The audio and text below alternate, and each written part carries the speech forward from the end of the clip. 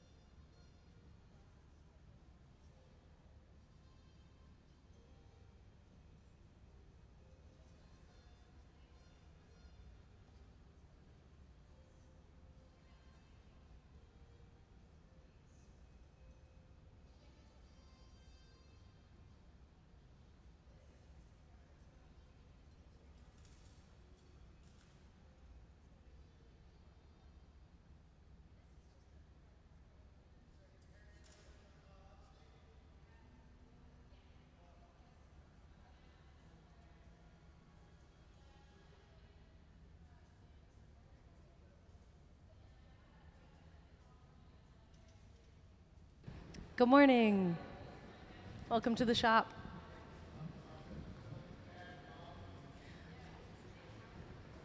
Have you guys been here before? Oh, cool. Welcome. Welcome to the shop. Have you seen glass blowing before? Awesome. Well, this is our hot shop. That over there is our furnace. That's where it all starts. So clear molten glass fresh out of the furnace. Looks like that.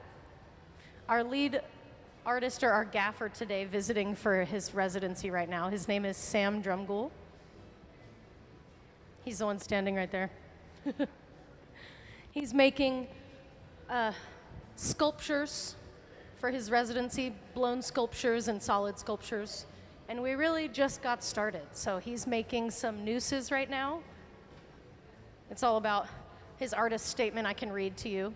But he started making some nooses. Let me read to you a little bit about him so you know what's going on. Sam was born in 1976 in New York. He first encountered glass during elementary school trips to the Corning Museum of Glass in New York. After training at the Pilchuck Glass School here in Washington, he attended Alfred University where he developed his artistic voice. Today his work examines power, identity, and daily life. He's shared his craft across the globe, working with glass artists in Japan, Italy, France, and Germany. He brings an international perspective to his powerful and reflective art. He creates and lives and works in Columbus, Ohio. He's highly regarded for his role as a mentor and educator for glass art. So during his time here, he'll be focusing on a mix of sculpting and blowing glass with a focus on today's events. In real time, we are a forever changing world. Being a witness to this as an artist, I need to tell the story as I see it. That's his artist statement about what his residency here from the 13th through the 17th is going to be about. There's more up there. Can we see more of Sam's work up on the screen? There we go. So this is some of his work he's made before. He's doing something a little different during his residency. Hello, welcome in.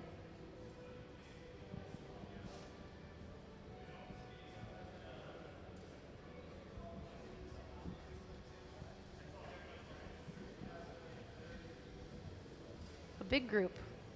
How's it going? If you guys have any questions, my name is Shannon. Feel free to ask. But I just finished talking to these guys over here about our artist for this residency right now. His name is Sam Drumgoole. He's making some sculpted and blown objects today, and we really just started. So he's just starting making a noose. He's just got some glass there, and he's sculpting it into what will be part of the noose. So we're making a lot of parts today. His residency's the 13th through the 17th, so we're really just getting started today. Have any of you seen glass blowing or been in a hot shop before? Well, awesome. A couple of you, cool. Well, I can kind of go over this from the beginning. Can we see the slide of the furnace, please? All right, so this is where it all starts. We got our furnace over there. It's powered by natural gas and forced air. It runs 24/7, 7 days a week to keep the glass molten.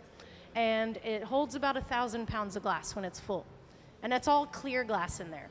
So we're working with clear glass here. It looks orange just because of how hot it is. It's about 2,200 degrees Fahrenheit, which is about 1,200 degrees Celsius. And in the furnace, it just looks like a big bathtub full of honey, basically, but it's clear molten glass in there. You scoop it out the same way you get honey out of a jar. So we get our stick, we go in there, we scoop it out, and you make stuff out of it. So we just got started here. He's sculpting, so there's not really much glass blowing happening right now. It's more sculptures.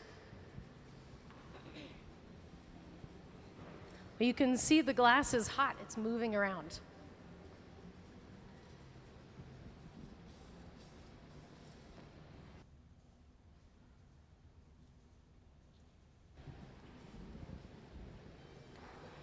Sam is using some metal tools to sculpt the glass right now. And over here now we're putting the glass into what's called the reheating chamber. It's a big barrel of fire. Can we see the reheating chamber on the screen? Yeah. It's called a glory hole or a reheating chamber. It's powered by natural gas and forced air, just like the furnace.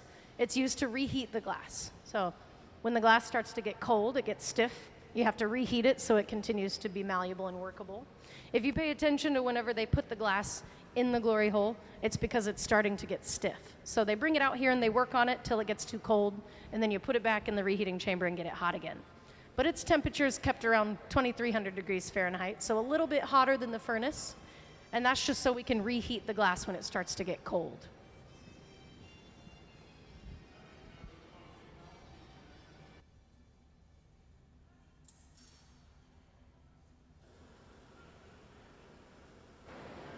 Sorry, this is a very loud torch, so I'll wait till he's done with that.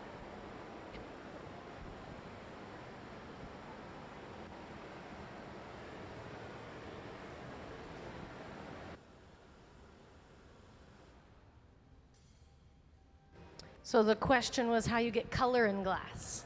And that's a chemical process. So we don't color the glass ourselves. You put metal oxides into clear glass and it creates different colors.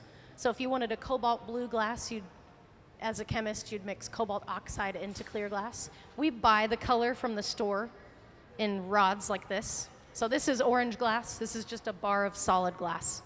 So we buy these, and then you preheat these, and you add them to the piece. Right now, it's clear, so there's no color on this one right now. But he'll be using color later on in the day. It starts like this, though. It's just a bar of glass. Yeah, so it's a lot of chemistry.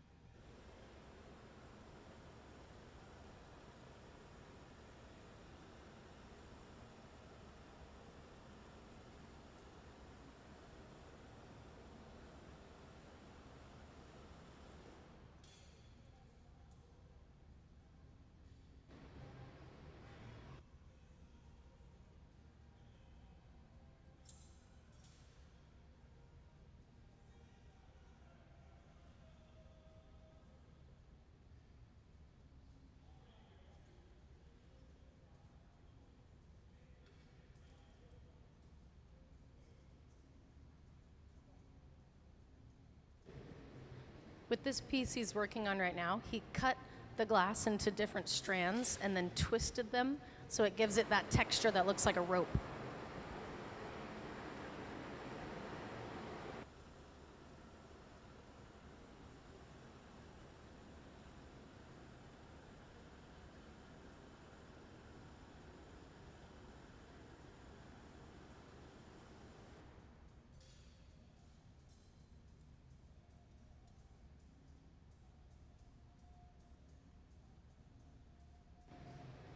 When glass is hot, it's stretchy, so he's heating up the glass and pulling it to stretch it out to make it longer. And that torch that Sam's using is called a fluffy torch. It's used to heat up specific parts of the glass. He's building the heat up in the glass so that he can change a specific part of the glass.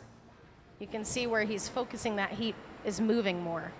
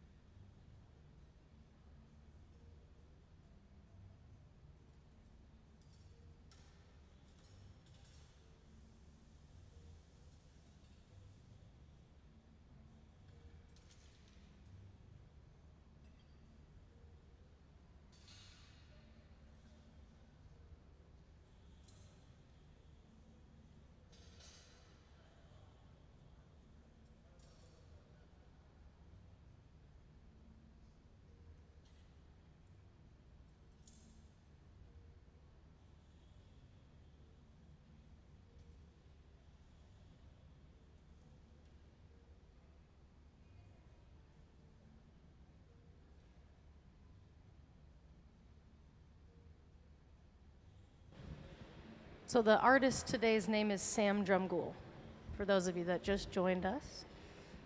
We're really just getting started here. He's got a residency from the 13th through the 17th, so this is day one. He's just started making some of his pieces.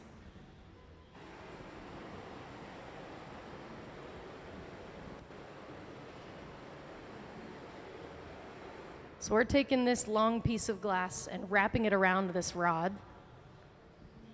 He's making this into a sculpture. When the glass is hot, it's malleable and pliable. He's bending it and wrapping it around that pipe to make it into this shape for a sculptural form.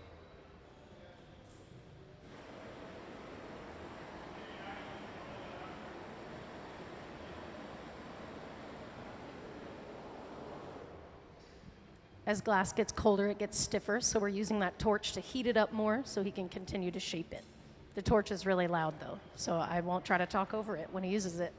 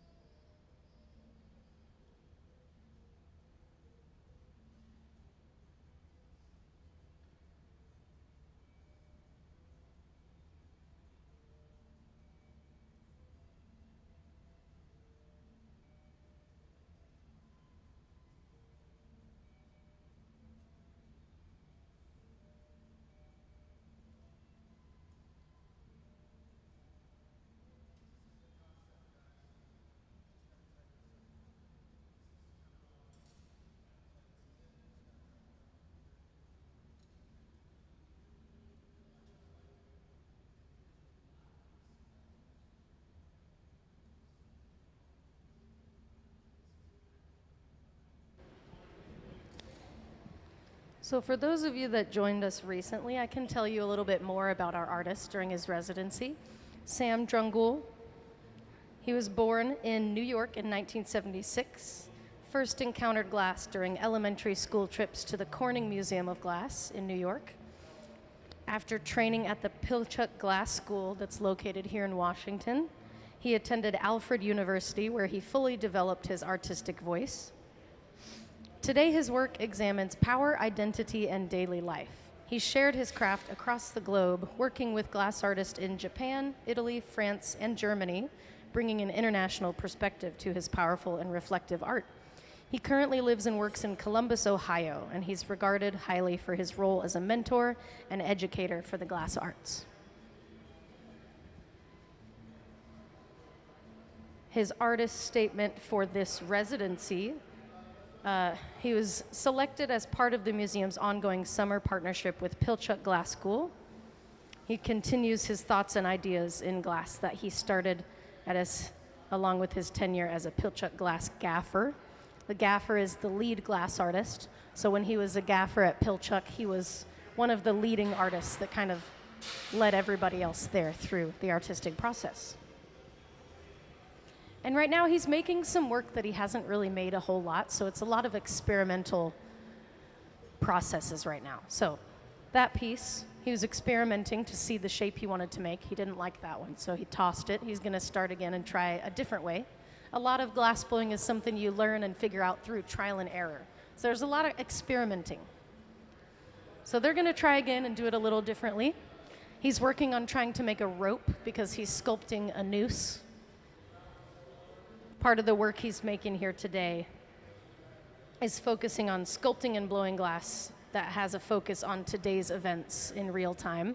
So it's controversial things that we're working on. We're focusing on a forever changing world. Being a witness to this as an artist, he wants to tell the story as he sees it. So that's the statement that we're focusing around today.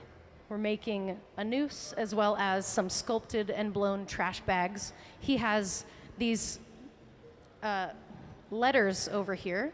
We're going to use these to heat up the glass and push the letters into the pieces to write messages on them as a statement for the pieces that he's working on. So they're starting from the beginning. They're going to work on making that rope again.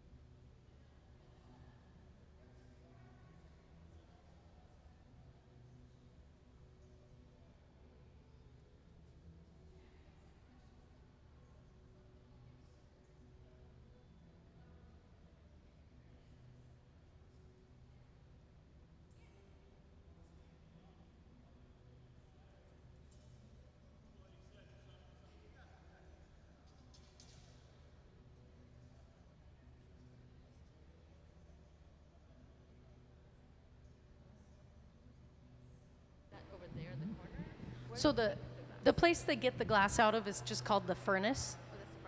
Can we see the furnace diagram? There's 2 furnaces in here. So one's over there with that sign that says no or off or something. And then the other one is right here, right behind Ben. Those are the furnaces. They all sit, they hold all the glass inside of a crucible, which is just like a giant bowl. And they run on natural gas and forced air. When they're full, they hold about 1,000 pounds of glass. And they run 24/7 to keep the glass molten in there. The temperature in there is about 2,100 degrees Fahrenheit. It's around 1,200 degrees. No, that's okay. Yeah, but yeah, it's about 1,200 degrees Celsius. But the glass, when it's that hot, so this little blob, that's clear glass. It's just really hot, so it looks orange.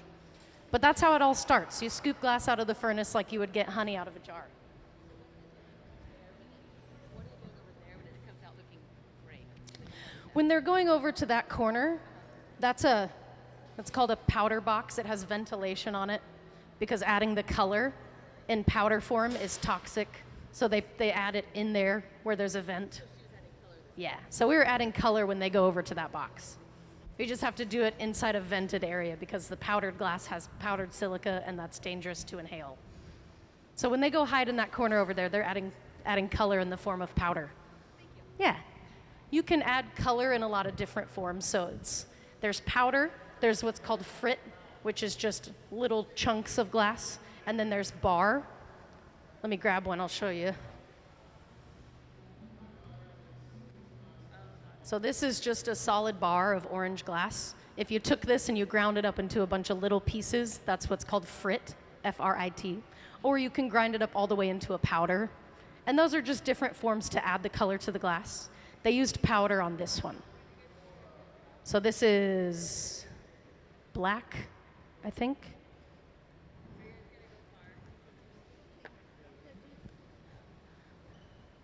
So we're working on making a noose sculpture. So I believe this part is the knot on the noose. He's going to sculpt it into the knot.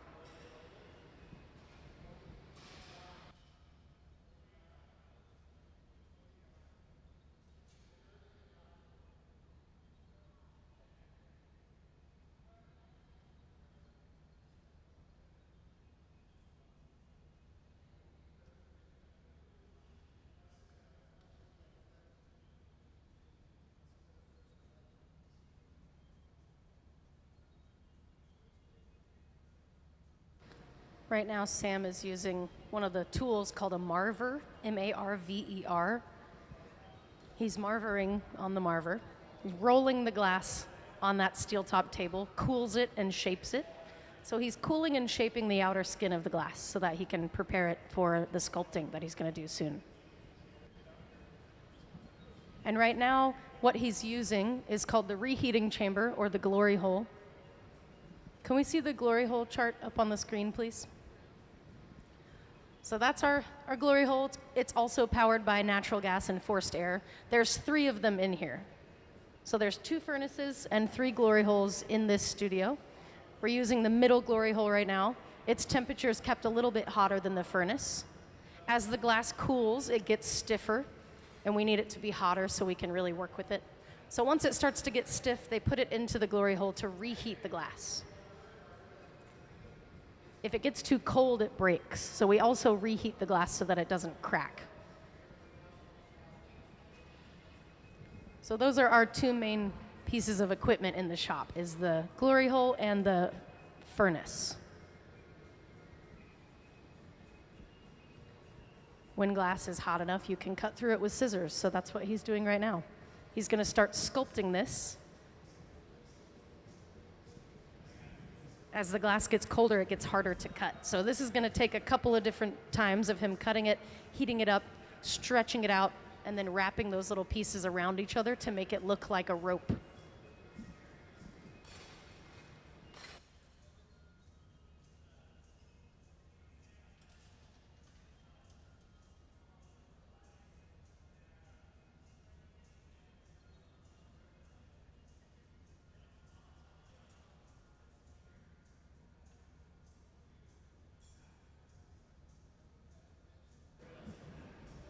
You can really see that glass glowing. You can tell how hot it is by how much it's glowing and how much it's moving. This doesn't look like the color that it's going to be when it's not hot. All the colors look orange when they're 2,000 degrees Fahrenheit or anywhere around there. So this is going to be black glass, but right now it looks orange because we're working with it at such a high temperature.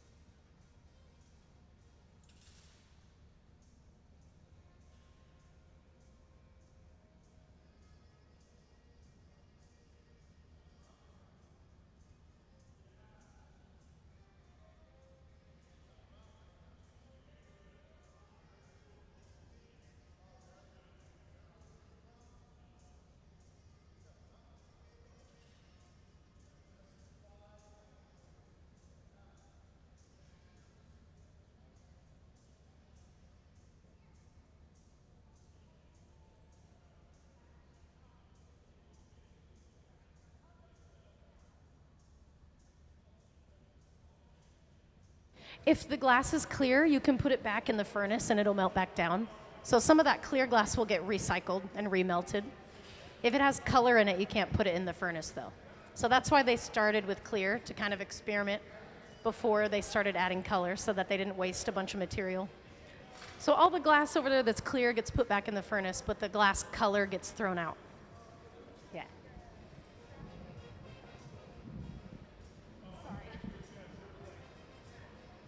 Yes. They could reuse the colored glass if they wanted to, but I don't think they're going to.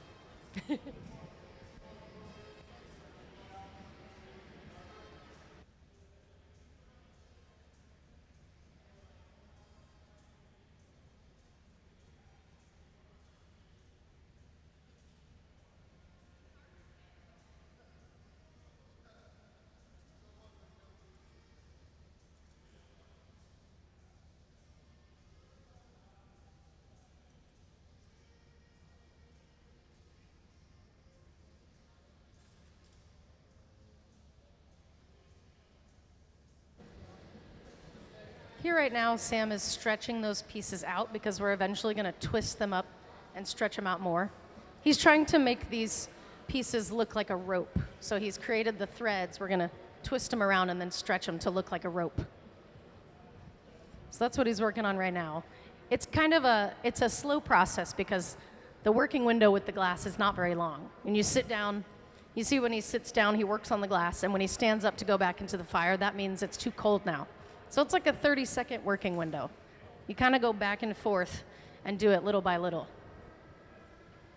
But he just put all of those little tendrils together and is going to twist them to make it look like a braided rope material.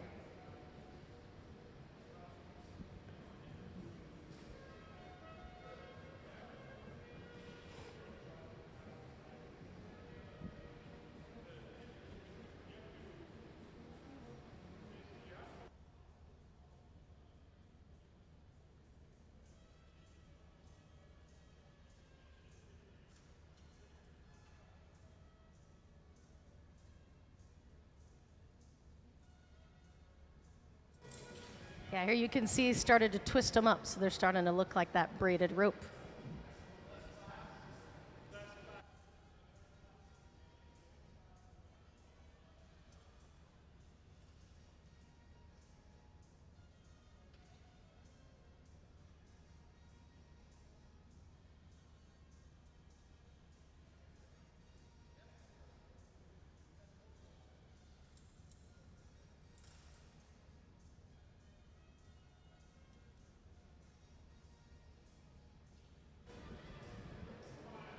So our hot shop team today, Gabe is the one that has the stick right now. He just dipped the glass into this bucket. That bucket just has water in it. If you dip the glass in there, it shocks the glass and cools it down really fast. They wanted to make that end piece cold and stiff so that Sam could grab onto it and twist the glass. So that colder part is stiffer, easier to grab onto. Glass blowing and glass sculpting is all about the temperature and the timing. So they're controlling the temperature of the glass by heating up the parts they want to get hot and getting the parts they need stiffer, colder. The water in that bucket, when you dip the glass in there, shocks the glass and makes it really cold. So he has a little, basically they're giving him a little handle to hold on to really twist that glass to make it look like a braided rope.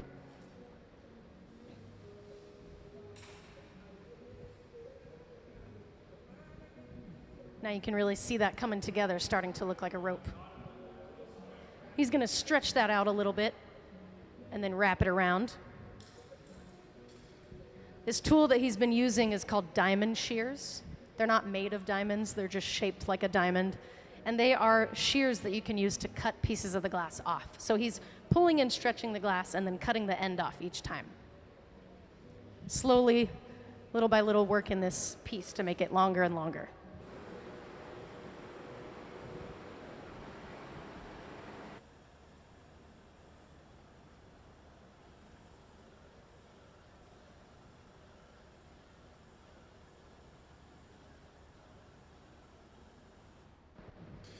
And with glass blowing, there can be multiple moving parts all at once. So they've got the main piece over here at the center bench.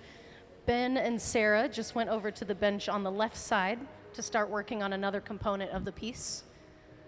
They'll line up these two pieces so that when they're both ready, they can put them together at the middle bench. So they're going to start working on a separate piece of the sculpture over there, while Sam and Gabe work on this part.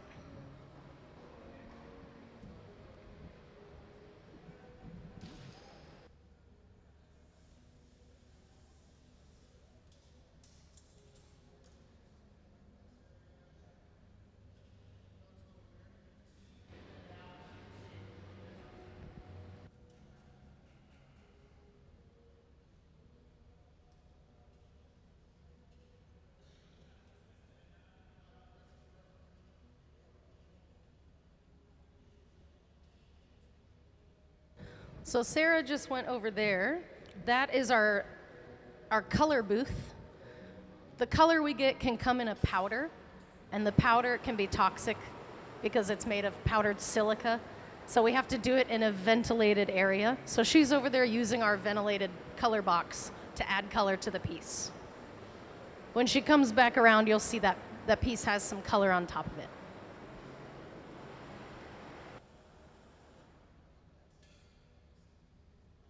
And Sam over here is using this big torch called a fluffy torch.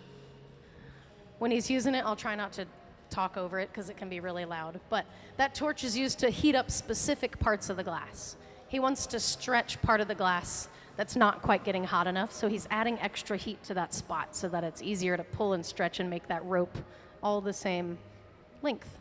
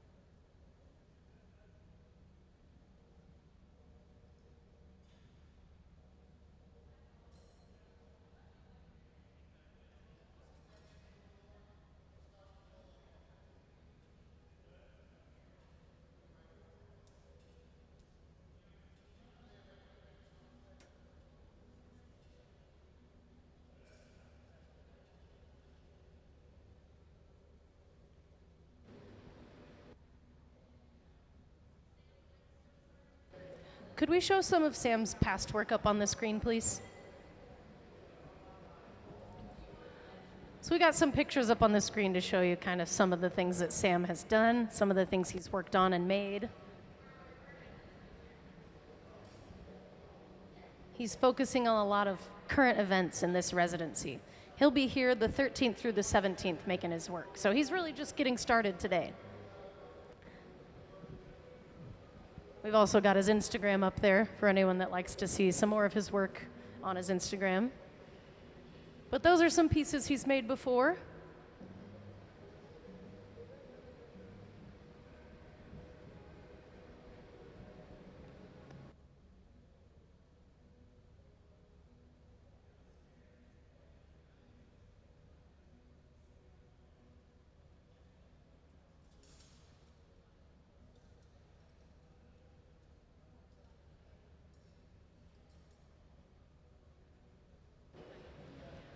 Sam's work involves blown pieces as well as sculptures, so that's a good example. It's a blown piece with a sculpture on top of a fist. There's a close-up of it. So that part is sculpted out of solid glass.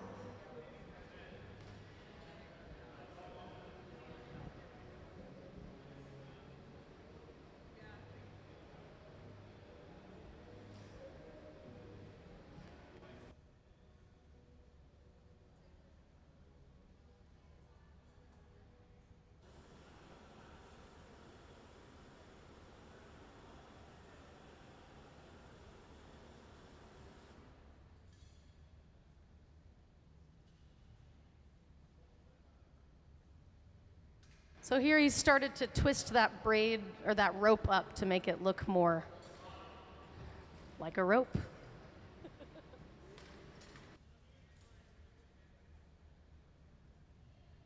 When glass is hot, it's pliable, it's molten, so you can really bend it and twist it and cut it and shape it into whatever you want.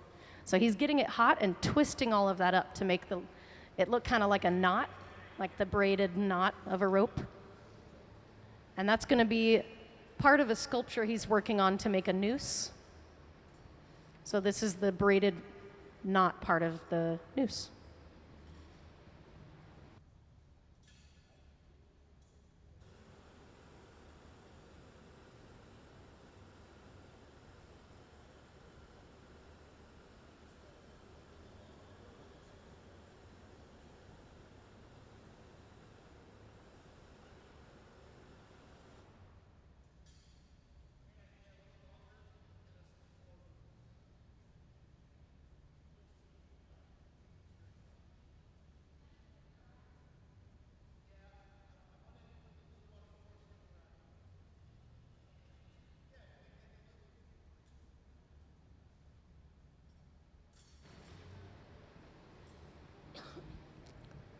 Sarah over here is dipping into the furnace to get more clear glass. When she comes out, it'll look orange, but that's just because of how hot it is. The glass in the furnace is about 2,200 degrees Fahrenheit.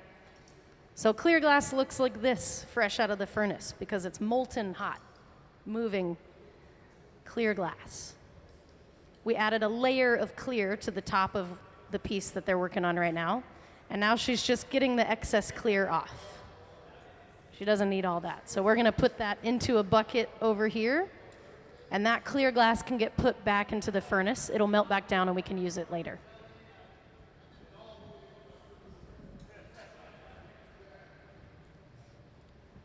So we put a thin layer of clear on top of this piece of glass that Sarah has, and now she's tossing the clear extra back in that bucket. We'll put it back in the furnace later and reuse it. As long as it's clear glass, you could put it back in the furnace. If it had color in it, we couldn't put it back in there. The furnace holds clear glass, and that's like the blank canvas for glass blowing. That's the beginning of the process, is just clear glass. So we've got multiple parts right now. Gabe just put the knot of the noose into the garage. The garage is where we park the pieces to keep them hot while we work on other components. We'll get that back out of the garage later and add it to the piece, but if it gets too cold, it'll break. So we put it in the garage to keep it warm. That sits at about 1,000 degrees inside. good.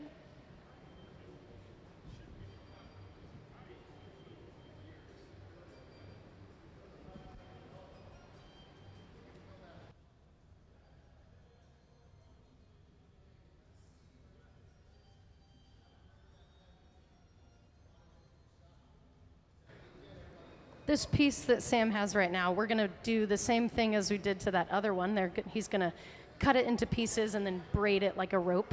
But this will be the loop part of the noose, and the knot part of the noose is in the garage. So once this one is done, we can put them together. But it's all about the temperature and timing. So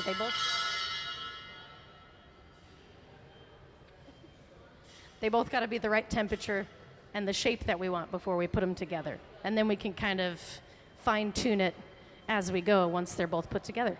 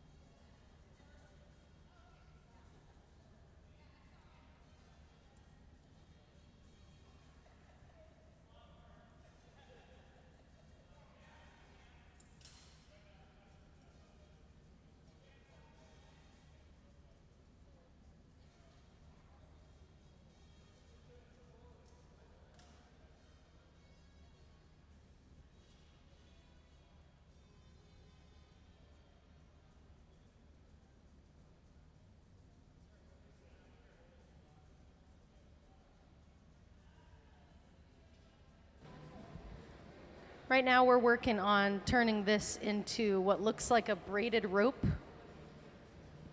So Sam is our artist for this residency. He is stretching those pieces out, and then we're going to wrap them around each other and stretch it out so that it looks like a rope. We're just working on stretching those out.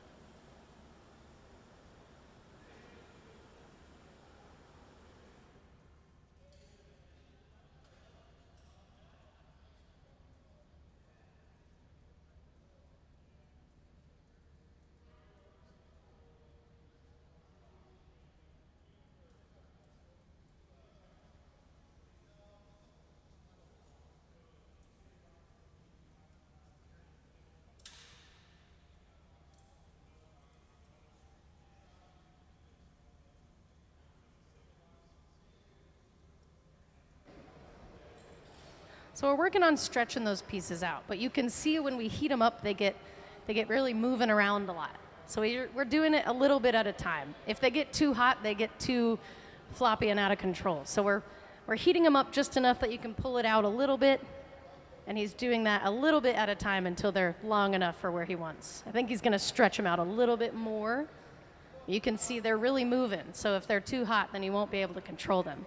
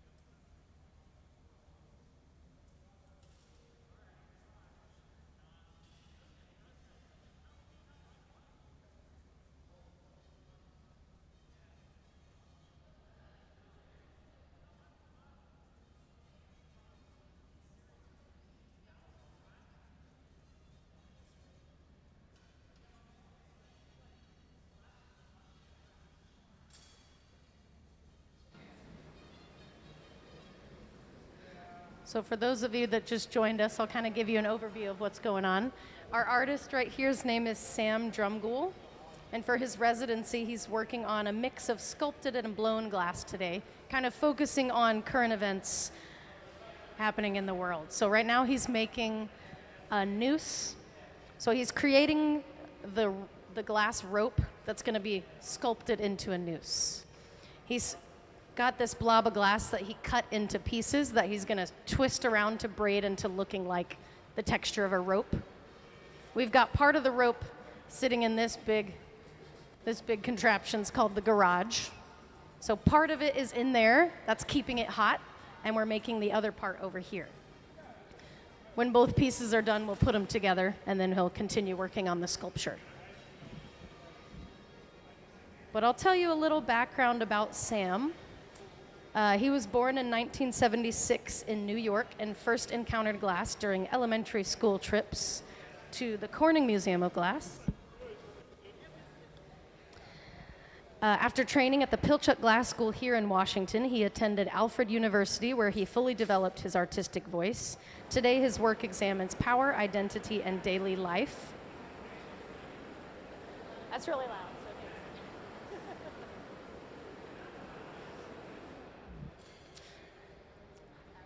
His work examines power, identity, and daily life. Drumgoole shared his craft across the globe, working with different artists in Japan, Italy, France, and Germany. He currently lives and works in Columbus, Ohio. He's highly regarded for his role as a mentor and educator for the glass arts.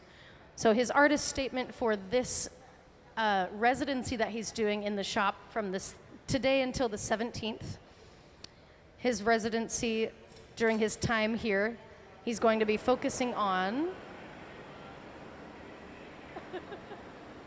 pause.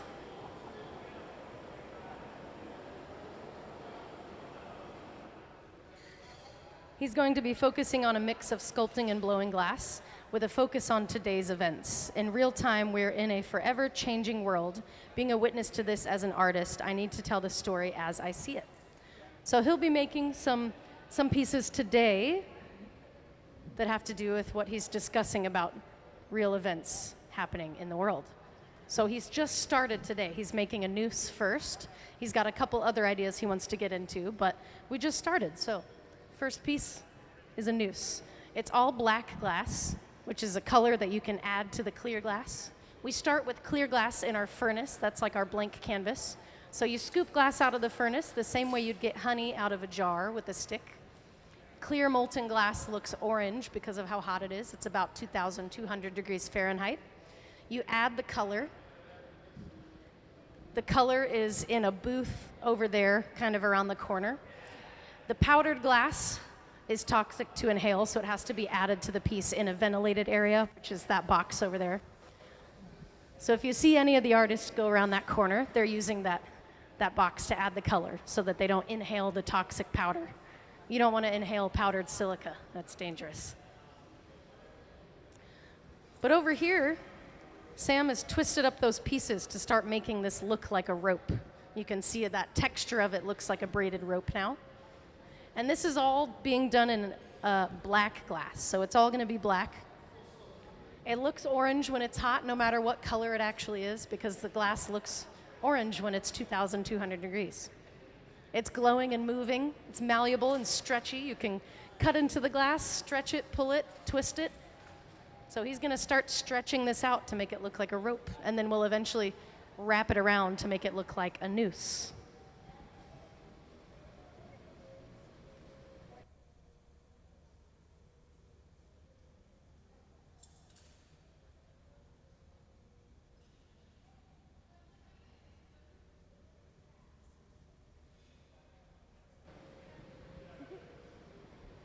And you can see there's multiple moving parts. We've got Gabe and Sam over here at the center bench, and then Sarah is over there at the bench far to the left.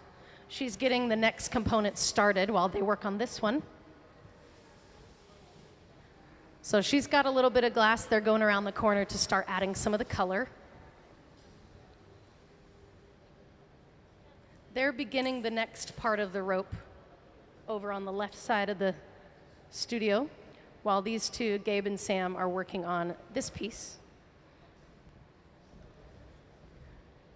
So there's multiple moving parts happening right now. And if anyone has any questions, feel free to let me know.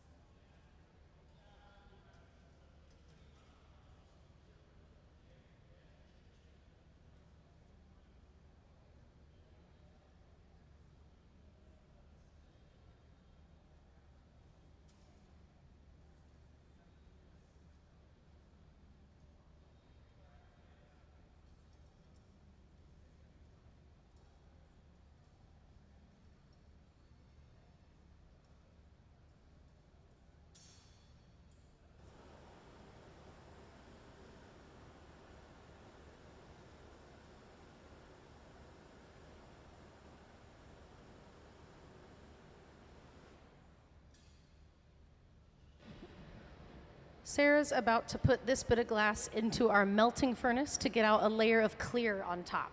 So we're getting more clear glass out on top of this piece right now. We just want a thin layer of clear glass. So she's going to get a bunch of it and pull some of that clear glass off, get the excess off there. We just want a thin layer. So this is a layer of clear glass. We're getting some of it off here by rolling it across this steel top table called a marver, M-A-R-V-E-R. That fresh molten glass is really pliable and hot, so we can pull it off the pipe.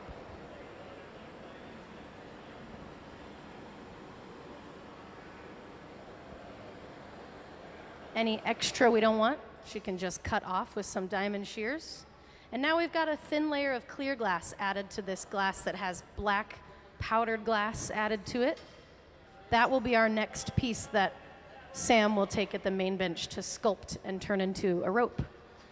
Extra clear glass we can put in this bucket and then put back into the furnace later to remelt and use again. So we can add clear glass back to the furnace. If it had color in it, we could not put it back in there. So all the glass in that bucket is just clear glass. The industry term for that is called cullet. So we can put all the cullet back into the furnace. It'll melt back down and we can use it again once it's molten again.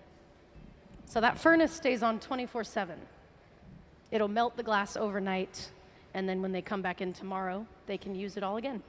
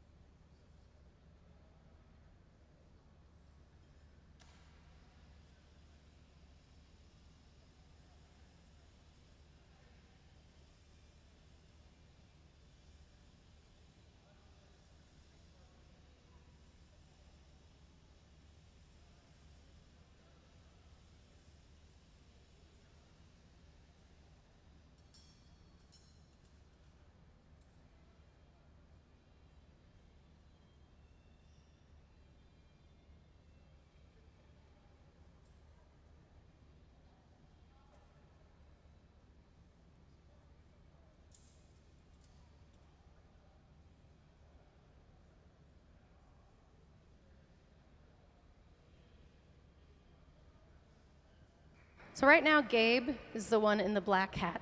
He's putting that piece that we just made into this contraption called a garage. The garage is where you park the pieces to keep them hot while we're not using them.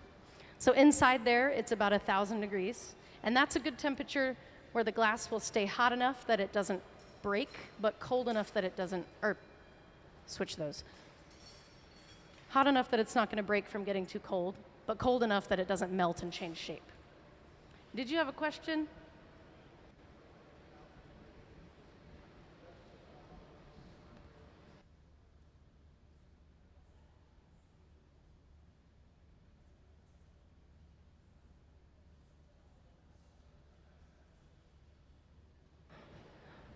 Right now, to explain more of what's going on, they're making parts to different sculptures. So they're making the knot for a noose. They're making multiple pieces of the knots. So they've got 2 of them in there right now. They're going to work on making more of them. So kind of like production mode, we're making as many as we can. Eventually, they'll make the loop part of the noose, and they'll put them together. So while we're working on all the components, the finished ones are in the garage, so we can take them back out later when we're ready to add them to our piece. So we're working in a way where they're starting the pieces on the left of the studio, and then they're bringing them to the middle bench to sculpt them. So this bit of glass that Sam is marvering, rolling across the steel top table to cool it down, that is going to get turned into another knot like the one we just put into the garage.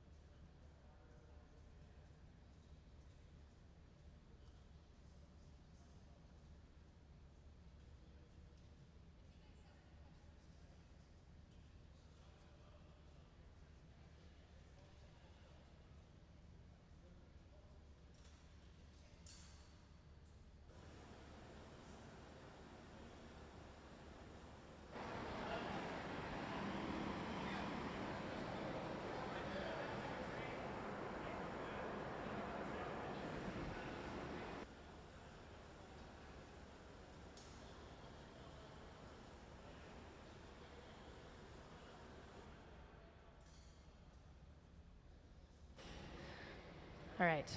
I'll kind of explain what's going on here since you just come in. The torch is really loud, so I'm not going to try to talk over it. But our visiting artist for his residency this week is Sam Drumgoole, right there at the bench. Right now he's making noose sculptures. So he's twisting this out to make it look like a braided rope. And we're going to sculpt these pieces to make them look like nooses. He's making multiple. So he's making the components for all of the pieces right now, and then we'll assemble them all together once he has all the pieces ready. I can read you a little excerpt about the artist if you want to know more about him.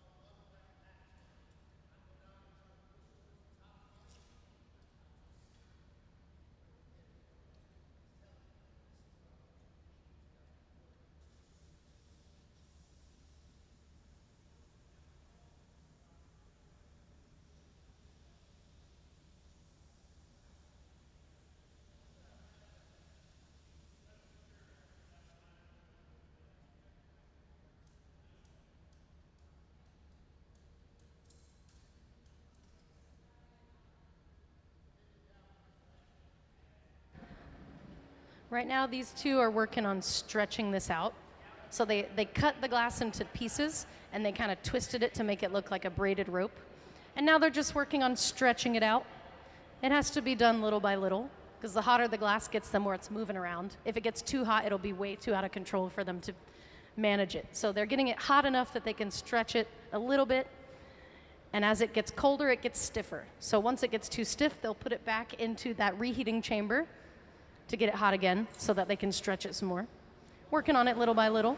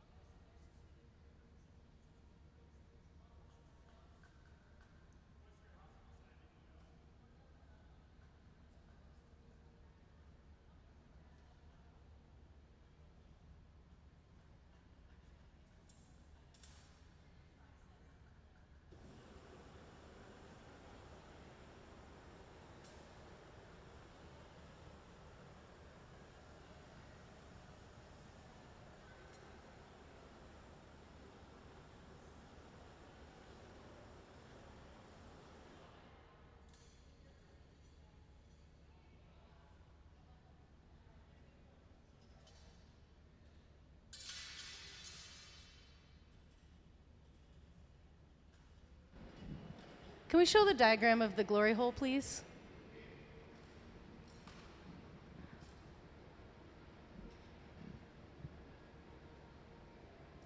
Oh, maybe later. They're trying to stretch it out. I think they're almost there. They're going to stretch it out and then curl it up to look like a knot, like a tied rope knot. So it's going to get all curled back. Generally, I think the ones they've made before are about this length. So they might be starting to get ready to twist it up. They're going to make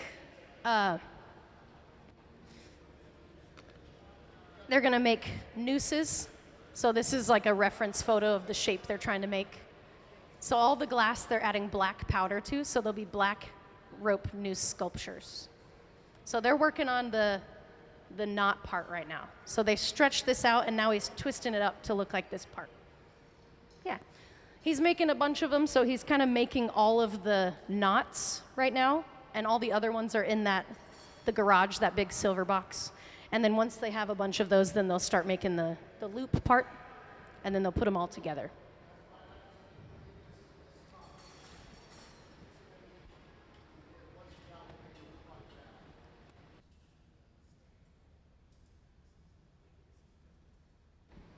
but just for some context so you guys know what you're watching really. That big barrel of fire is called the reheating chamber or the glory hole. As the glass gets colder, when we have it out here, it gets stiffer. So you put it in there just to heat it back up so that it's more malleable and you can continue working with it. If it gets too cold, it'll break also, so we have to make sure it stays hot. So each time that Gabe, the one in the hat, each time he puts it back in there, we're just getting it hot again so that we can continue sculpting it. The reheating chamber is different from the furnace. The furnace is this big silver thing over here. That keeps all the clear glass molten inside it. So in there's just a big bowl that holds about 1,000 pounds of clear molten glass. We scoop it out of there the same way you get honey out of a jar with a stick. You kind of scoop it out. And then you add color and you sculpt it and shape it using the reheating chamber.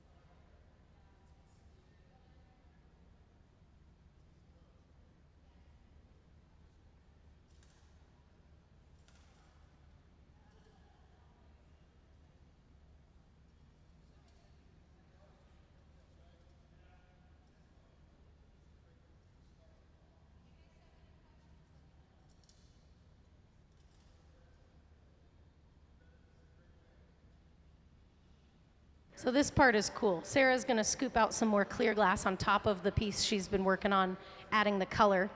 So the glass that she has on the stick already has the black color on it, but she wants to encase it in some more clear glass. So she got some more clear. She just needs a thin layer though. So she's going to pull a bunch of that clear off to leave a thin layer. She's using the marver, which is a steel top table, to pull the glass off.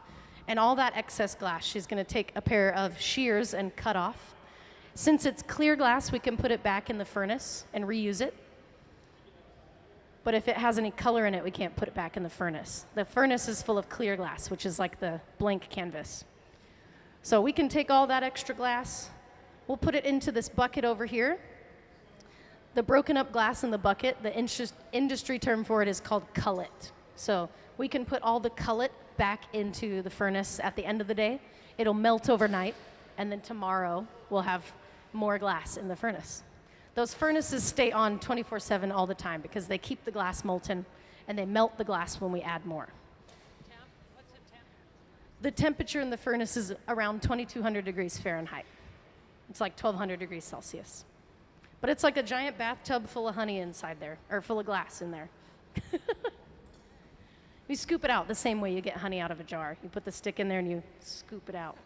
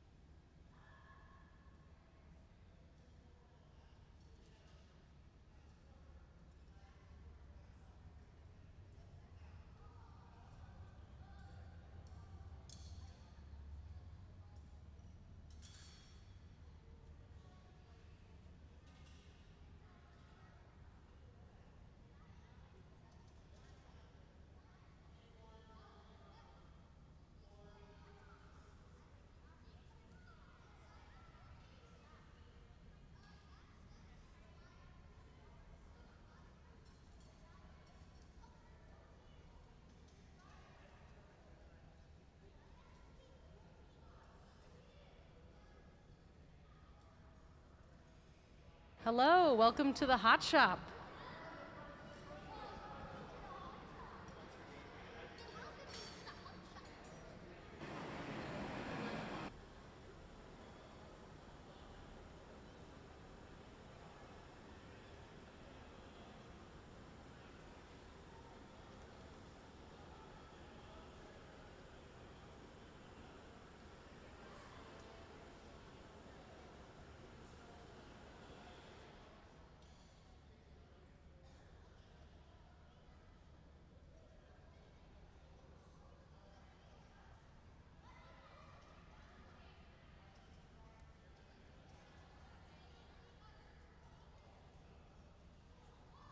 Hello. Welcome to the Hot Shop. Have any of you seen glass blowing before? You have. Awesome. Today we're making a sculpture. So our artist, Sam, he's sculpting a piece right now. Have any of you haven't seen glass blowing before? Is this most of your first time seeing it? Awesome. Well, this is called a hot shop. That's the name for a glass blowing studio. The reason it's called that is because it's really hot. The glass is really hot. Our furnace right here, this is our furnace. Inside here, if I open this door, that's where all the clear molten glass is. It's like a big giant bowl full of molten glass. It looks like a salad bowl full of honey in there. You'd scoop it out the same way you get honey out of a jar. So we're working with some glass here to make a sculpture. The glass sits in the furnace at about 2,200 degrees Fahrenheit. It's hotter than molten lava. Yeah. Our artist, his name is Sam Drumgoole. He's making a sculpture of some nooses. So we've got reference photos of what he's going for right now, if you guys can see that. He's sculpting the rope. So he's creating some rope out of glass. It's sculpted to look like rope. And we're gonna sculpt it into these shapes. So we just started today. He's working on the knots, the knotted part of the nooses. And we've got a bunch of them sitting in what's called the garage. This box right here is our garage. It's used for sculpting. So you park the pieces in the garage while you work on other components. The glass has to stay hot. If it gets too cold, it breaks from what's called thermal shock. Glass doesn't want to change temperature too quickly. It gets stressed out and it breaks. So it has to stay in the garage nice and hot. And then when we're ready, we'll bring them out of the garage and we'll put them all together to make the sculpture.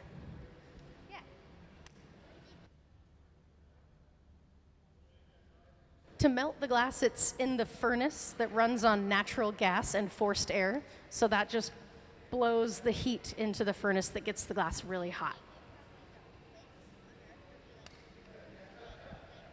Where do we get the glass?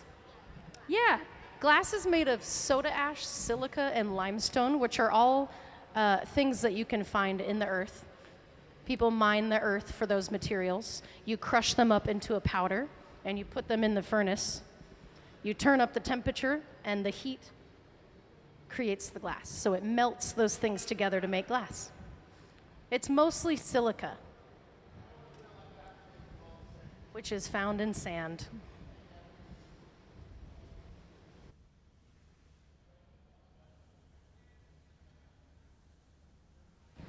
So we're gonna start right here. We just got a new blob of glass. He's gonna start sculpting this into a rope. So when glass is hot and molten, you can cut through it with scissors.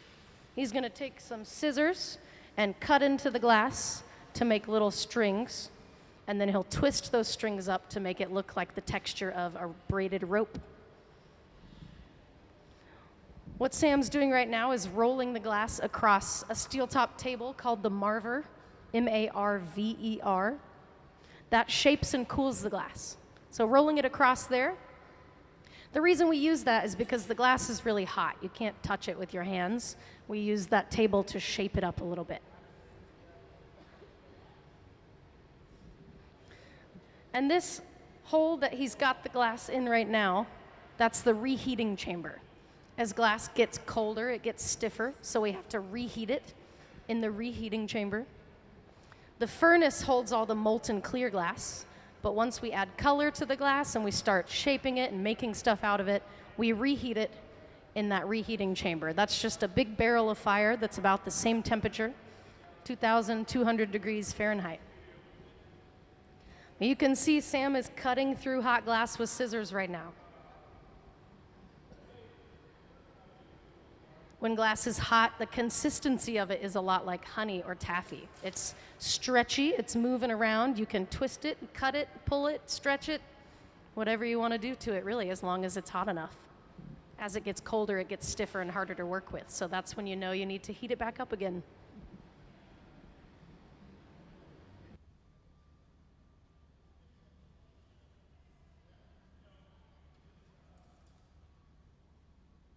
We make glass because it's fun. Glass is used all over the place. You know, windows, your car windows, your house windows. The screen on a phone is made of glass. You can use fiberglass to insulate your house. You can use glass to make art, like what we're doing. It has all kinds of different functions. Yeah, what's your question? How does the fire make the glass? So when glass gets really hot, it melts. Glass is what's called an amorphous solid. So the hotter it is, the more liquid it gets. And as it cools, it gets stiffer. So the fire is what melts the glass to make it hot enough that we can shape it and bend it. Does that make sense? Yeah. Yeah, what's your question? How does the metal not melt? That's a good question. So the metal can withstand the temperature of the glass. Its melting temperature is a lot higher than the temperature that the glass gets. So the metal gets hot when we use it on the glass, but it doesn't get so hot that it melts. Yeah. What's your question? How do you cut the glass? Well, when it's hot enough, it's stretchy and squishy like taffy. We have specialized glass cutting scissors that you can just cut into the glass with. If it gets too cold, you can't keep cutting it. So it has to be hot enough that you can cut it. So it's all about the temperature of the glass. Yeah. Yeah. How do you get the different colors? So the one that you was working with before was black. This piece can be black too. So the colors, yeah, that's a good question. All the colors look orange when they're hot, but this will be black also. We're using black as the main color today. The color comes from different metal oxides that are added to clear glass. So there's chemists that do that part. They make the color for us and we go buy it. So we buy the glass like this. This is just a solid bar of orange glass. Different metal oxides make these different colors. So they bought bars of black glass. You preheat these and then you melt them to be the same consistency as the glass in the furnace, and then you can add them to the piece. They're using powder today, so instead of a solid piece, they ground it up into a really fine powder, and they add it over there. There's a box over there that's got like a ventilation system on it. They sprinkle the powder on top of the glass, and then they melt it, and it creates a layer of color. So they're not changing the color of the entire thing, they're adding a layer of color. Yeah. So different metals make different colors. We go buy it at the store. So we don't make the color, there's chemists that do that. Yeah. What's your question? Have you ever made glass? Do you ever? Yeah, I'm a glass blower too. But my job today is to talk about it. He's the glass blower right now. Yeah. How do you get the glass on the floor? How do you get the glass on the stick? So it's all in the furnace. It all starts in the furnace. There's a big silver thing over there. It has a big bowl in it that holds all the glass inside, and you scoop it out the same way you'd get honey out of a jar with a stick. So if you go into the jar with your stick and you scoop it out, does that make sense? Yeah. You've been waiting so patiently. Yes, what's your question? How long has Earth been using glass? Glass one's been around for a really long time. We actually don't know how glass was discovered. Yeah, it's been around for hundreds, thousands of years. What's your question? Types of things do you do that? Yeah. I'm also a glass blower, but I'm not working today. It's their job. Yeah. What's your other question? How hot is that? How hot is the glass? The temperature of the glass. So, do you want to guess before I tell you how hot it is? What do you guess? That's cheating. You heard me say that earlier. 200? It's about 2,200 degrees. So you were off by about 2,000 degrees. Yeah, it sits in there in the furnace at 2,200 degrees, which keeps glass molten and liquid. But as we take it out, it doesn't look like how it looks in the furnace on the end of the stick right now. When you take it out of the furnace, it starts to cool down, and it gets stiffer, and it changes color. He's only made it. He just started. Let me go answer some of these questions over here. Yeah. How does the glass like turn orange like black? Why does the glass change color? So it's not really changing color, it just looks like it's a different color because it's hot. So when you heat the glass up, it creates a lot of thermal energy, and that just expands out as light, which looks orange. So it glows with light. So it looks orange just because it's hot, but when it cools down, this is gonna be black glass. But most of the colors look orange when we're working with them, just because of the temperature. If this gets any colder than about 1,000 degrees Fahrenheit, it will break. So it's not any colder than that, even at the coldest part. Yeah. What's your question?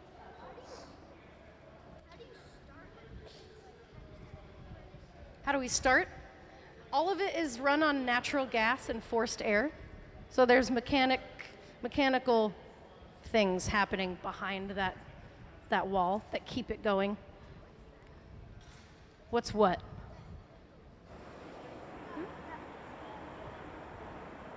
I don't know what you're pointing at. Oh, that little box? That's called a color box. If we wanted to use the solid glass, you have to preheat it in the box. If you take this and put it straight into that hole there that's the big barrel of fire, this is too cold. It would explode. It would just go thermal shock. So we have to preheat it so that that doesn't happen. So it preheats in that little box. We're not using that one today. I think they're using the one over on that side. Yeah, what's your question? Okay. Why don't they just use the fire started instead? You mean why are they using that torch? Why do they not use the torch? Because so-and-so is sitting there and why would they use that to make it heated and then they can start doing that same thing? So that torch is called a fluffy torch. It's used to add heat to specific parts of the glass. So they're using the torch to heat up part of the glass so that when they put it back in the fire, that part of the glass is already hotter, so it gets even hotter. So they're aiming the heat at a specific spot. So that's what that torch is used for. It heats up the glass in a specific area. Because the hotter it is, the more it moves, and they have a specific part they want to be hot enough to change the shape. Yeah. How did they turn it off? How do they turn that off? There's a valve that you just turn off at the end of the day. They come in about an hour before they start and they turn it on. They light it up, and there's a burner inside there. You turn on the burner and you ignite it, and it heats it up and gets really hot. At the end of the day, we just turn it off and it cools down. The furnace that keeps all the clear molten glass in it, though, stays on all the time. So these holes get turned on and off, but the furnaces don't.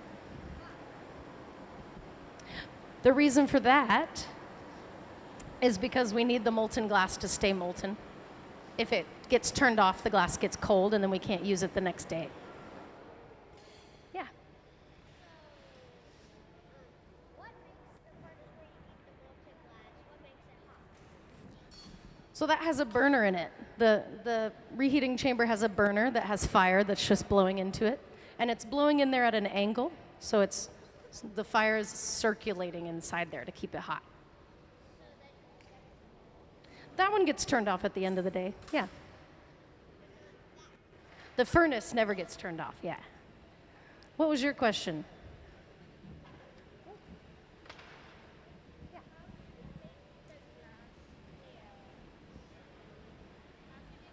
Why is the glass clear? So the clear glass doesn't have any metal added to it. The metal oxides are what make the colors. So clear glass just doesn't have any of that in it. And that's why it's clear. You had a question too? Yeah, what's your question? Is it near glass? Yeah, How do you make it? I don't know. I don't know the answer. You can use something called a mirrorizer. It's a liquid that you add to the glass, and it creates the mirror reflective surface. I don't know what that's made of.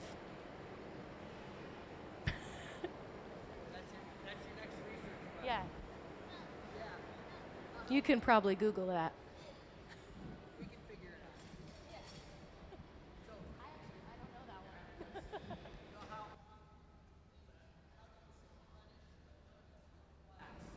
Oh, yeah. Replenishing the furnace is called charging. So we take, there's different ways you can do it. You could either use, the industry term for it is called cullet, which is the extra glass in that bucket. So if we scoop out more glass than we need, you can take the clear glass, put it back in there, and then you can put that back in the furnace and it melts down. That's called cullet. But you could also use what's called batch, which is just the raw material. Soda ash, silica, and limestone can get crushed into a powder, and you put the powder in the furnace, and that melts down and turns into glass. Yeah, you basically got a big shovel that you just shovel it in there. That's called charging, but it's filling up the furnace. Yeah. So that 2 different ways you can do it, but it's still the same, it's the same kind of glass. Yeah. Yeah, what's your question?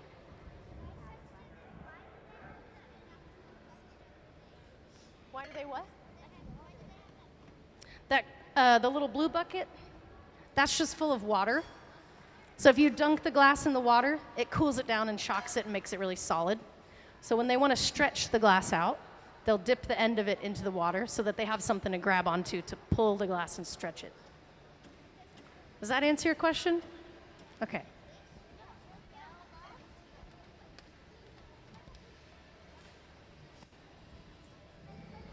So Sam right now is working on making this noose. He's making the loop part of it. He's got the knot for it in here. This is our garage, keeping the pieces hot. He's making the loop part, and then we'll stick them together. Hot glass will stick to other hot glass. So if we get 2 bits of glass really hot and touch them together, the viscosity of that glass allows them to join together. Yeah. Is what? He just started today. So he'll be here the 13th through the 17th making stuff. So we just got started. It's the first piece.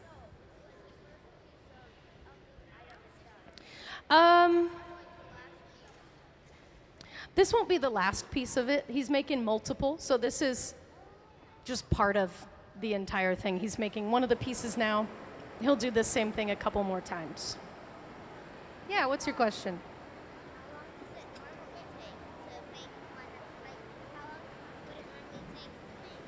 How long does it take to make one of these? We really just started, so we're not sure. A lot of glass blowing is experimenting through trial and error, so I couldn't tell you how long it would take. We'll find out together. What's your question?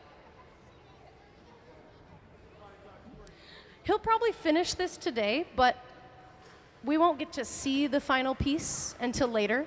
If the glass cools too quickly, it'll break, so it has to go into one of these big black boxes on the side of the studio.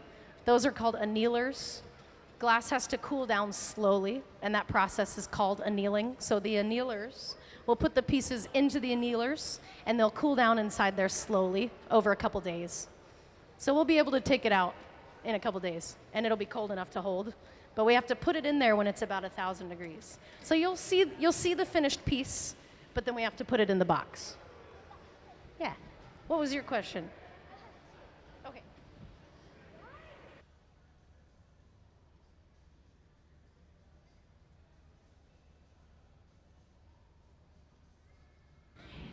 The annealers sit at about 950 degrees Fahrenheit, which is hot enough for the glass to not break, but it's cold enough that it doesn't move. So it'll go in there at that temperature where it'll just be resting how it is. If it goes in there too hot, it would melt. But we make sure that it's the right temperature when we put it in the box so that that doesn't happen. Yeah. How do you come up with the ideas? You get creative. You use your creative brain. Yeah. You could make anything you want out of glass if you want to spend the time to figure out how. Yeah. What's your question?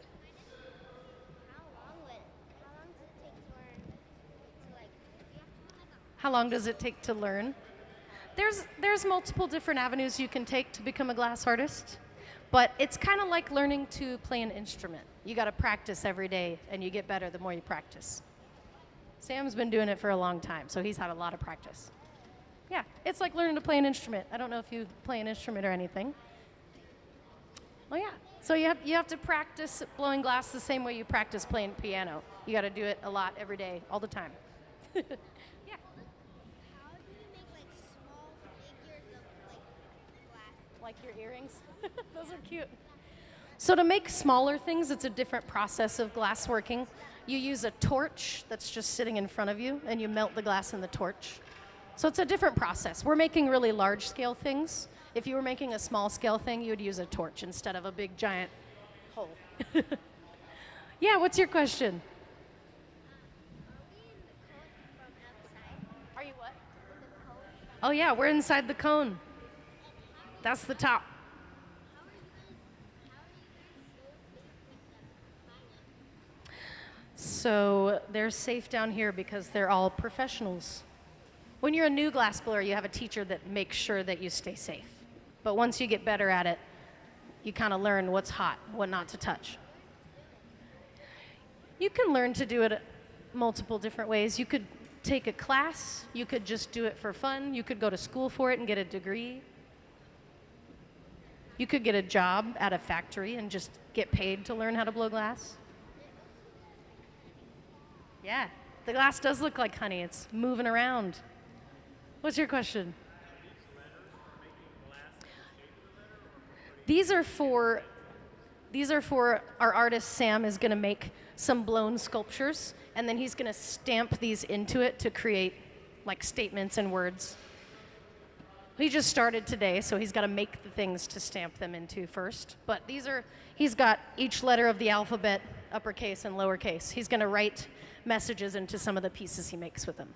So when the glass is hot on the surface, you can just take it and squish it into the glass, and it stamps the pattern. Yeah. I don't know if he's going to get to using these today, but he'll be here all week. Yeah.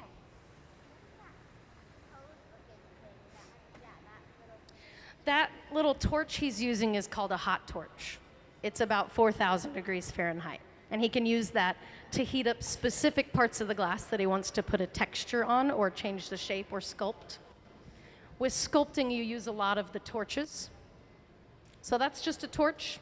There's two torches. One of the torches is hotter than the other one. So it just depends on what you're making and how hot you need it to be, which torch you use. Yeah.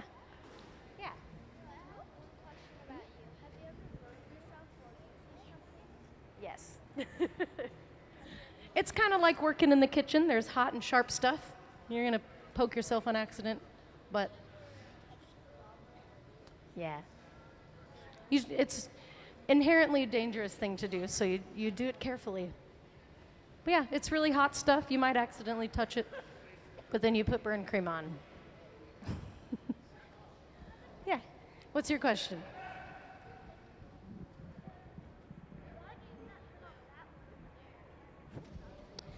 So that one's not on because they don't need it today. We've got multiple reheating chambers in here, and they just need 2 today. We've got a bunch, but we only need to use 2, so that we didn't turn on the ones we don't need.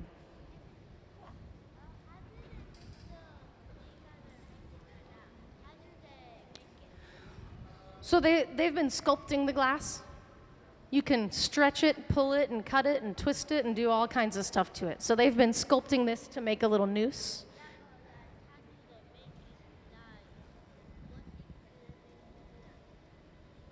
So they're making a noose. When the glass is hot, they cut it into pieces, and they wrapped it around itself and twisted it to make it have the texture. Yeah, this is all glass. Yeah. Same process to make those like clear glass, like clear glass cases and stuff? Making like a glass window is a different process than what we're doing in here. That's more of a mechanical process with lots more machines and things like that. We're hand sculpting, hand making these, so it looks different than what they would do to make windows. Yeah. Yeah, you have a question?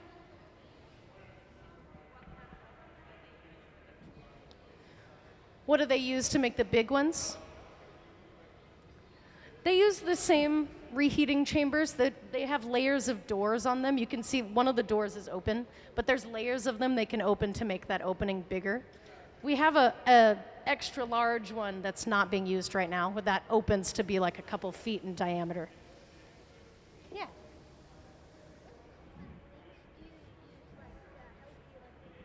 What type of what? Like what kind of tools do we use? They have all kinds of tools over here on the bench. They're made mostly of metal because metal melts at a higher temperature than glass, so you can touch the glass with these tools without them breaking or melting. There's also wooden tools and torches. Let me see what else he's got. Yeah, it's mostly wood and metal. What's your question?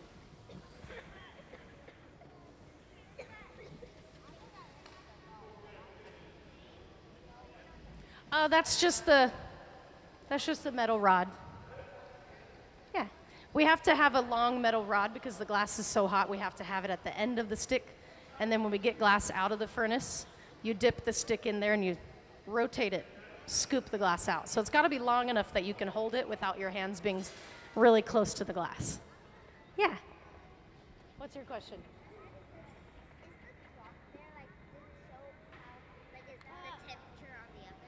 That one is just the temperature of the inside of the cone.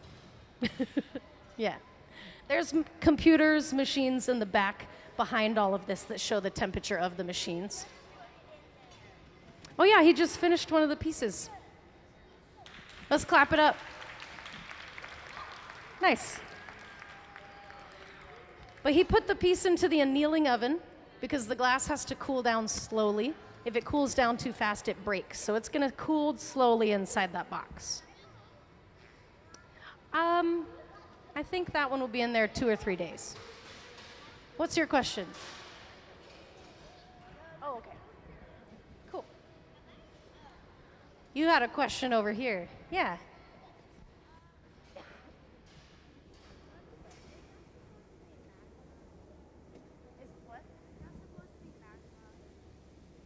It's glass. So it looks like lava because of how hot it is, but it's clear molten glass. It's actually hotter than lava by a couple hundred degrees. But it's glass. Did you have your hand up over here? Okay. What's your question?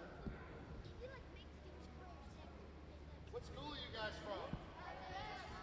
Did you start it by yourself? Yeah.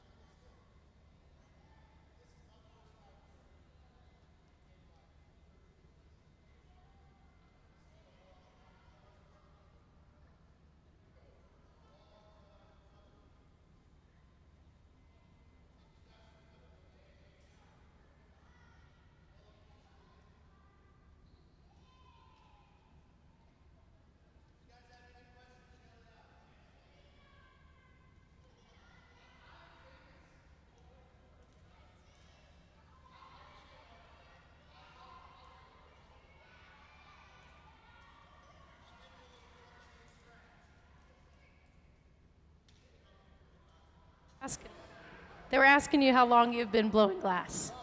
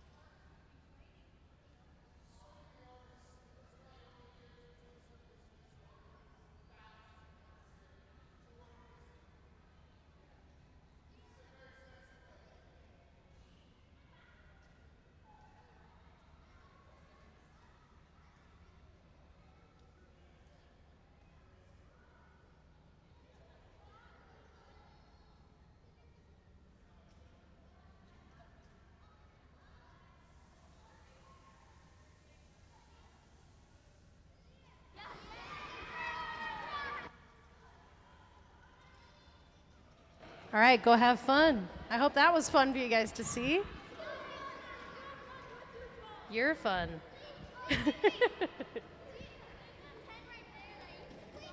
Oh, did you drop something? What'd you drop? Got one more of these? We have this. Can give it to the class.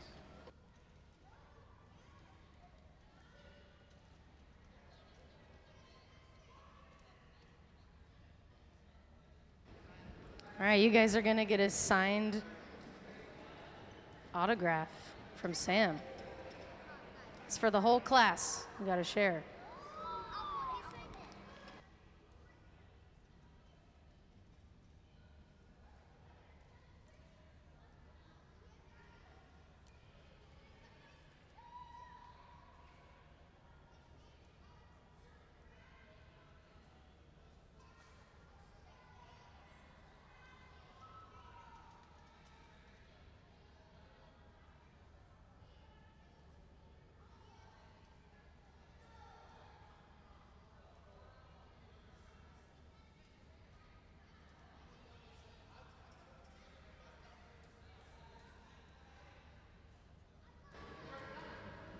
All right, thank you.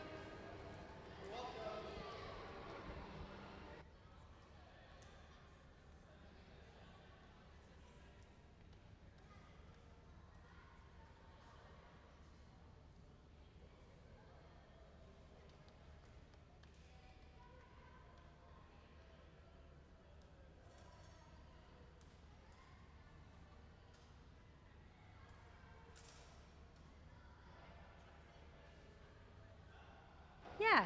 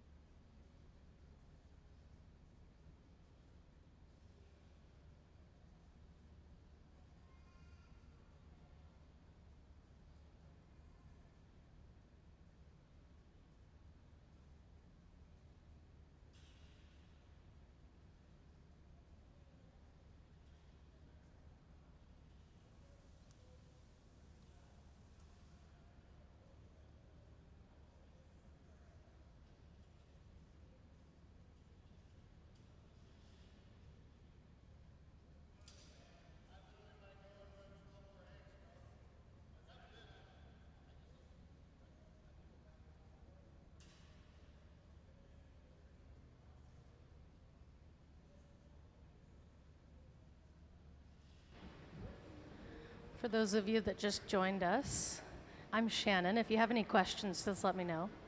But our artist today's name is Sam Drumgoole. He was born in 1976 in New York and encountered glass for the first time at the Corning Museum of Glass in New York.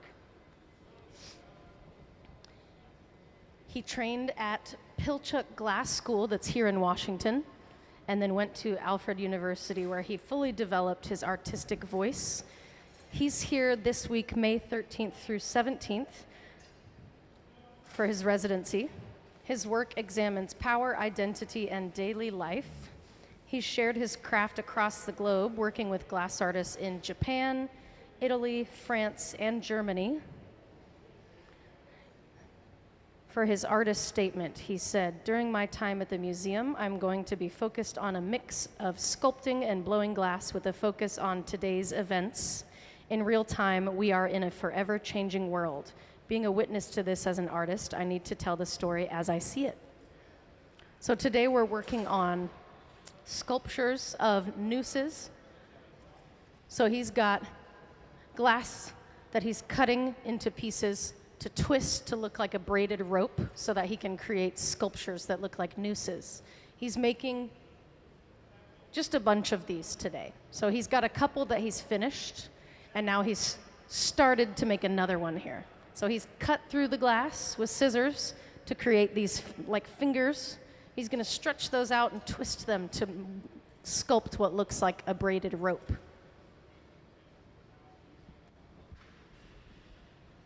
Have any of you seen glass blowing before? Awesome. Well, this is our hot shop. It's called a hot shop because you work with the glass in here when it's hot.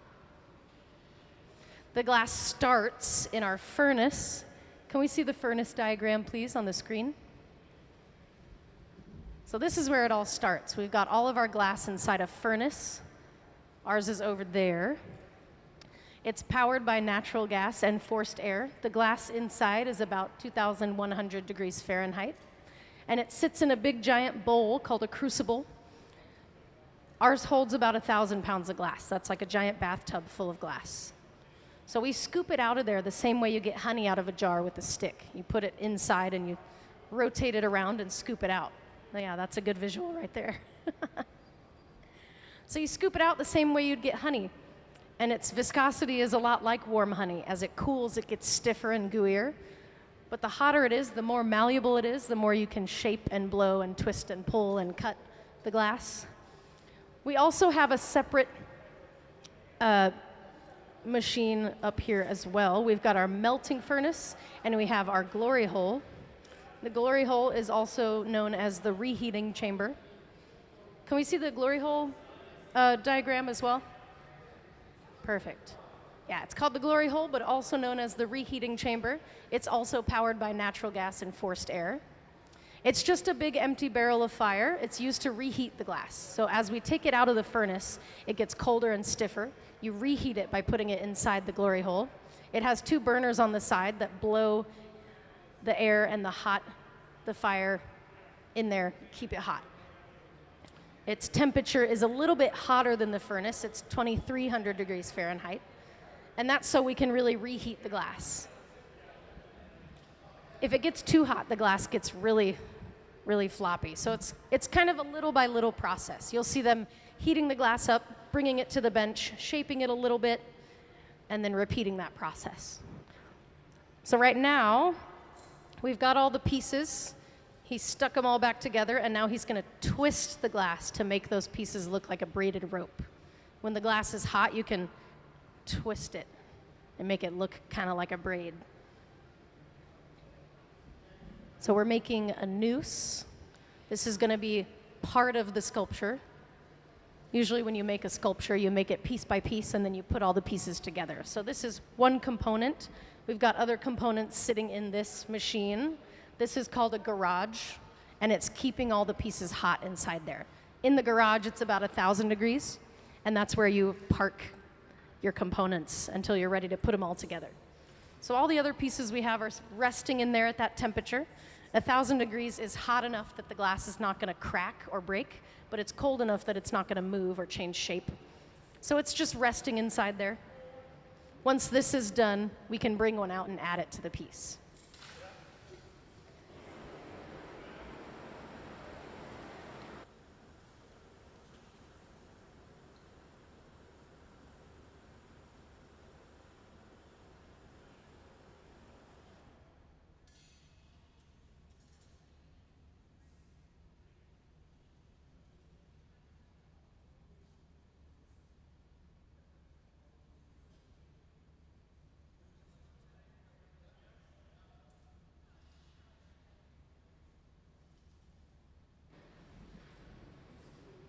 And you might notice that the glass is glowing orange. And it is glowing. It's not actually going to be orange. This is going to be black glass, but all the colors look like this when they're hot because of the thermal energy radiates light and makes it glow.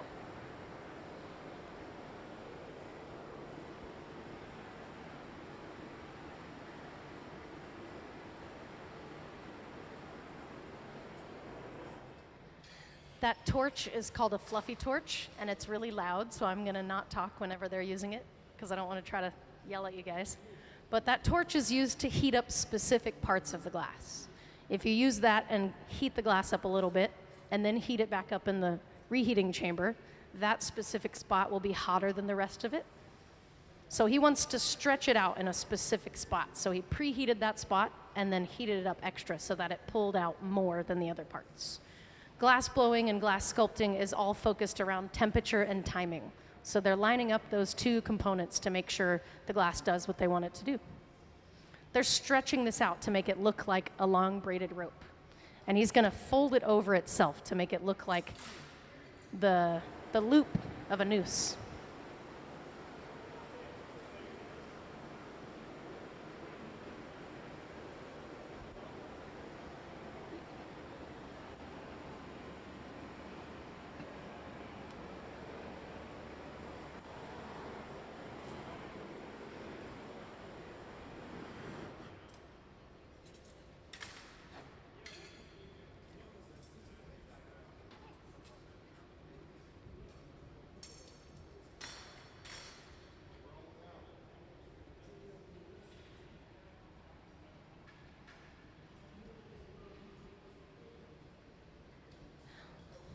So the team is making this all look really easy, but when the glass is hot and moving around, we got to constantly keep that pipe turning to counteract gravity. You can see the longer this gets, the floppier it is. So Gabe has some really good control on that glass. You got to keep that pipe turning, and if the glass gets too hot, it'll get really, really moving around to the point where we can't control it. So you've got to judge the heat by how long you put it in there and take it out before it gets so hot that you can't control it. And that's something you learn through practice. So blowing glass is similar to playing an instrument. You have to practice a lot, build up your skill and your knowledge of the material. And that involves a lot of breaking glass. So now we're twisting this up. And I told you guys the wrong thing on accident. We're not making this the loop. We're twisting this up to look like the knot of the noose, not the loop. So little by little, he's just taking the hotter end of the glass and twisting it. If it's too hot, then we won't be able to control it. So he has to do it a little bit at a time.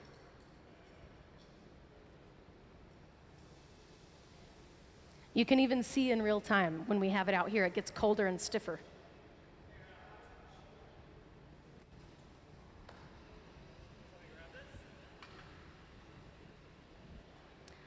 That wasn't supposed to happen, so they're going to stick it back on.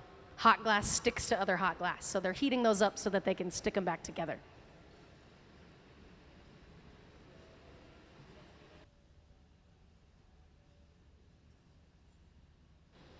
All right, we saved it.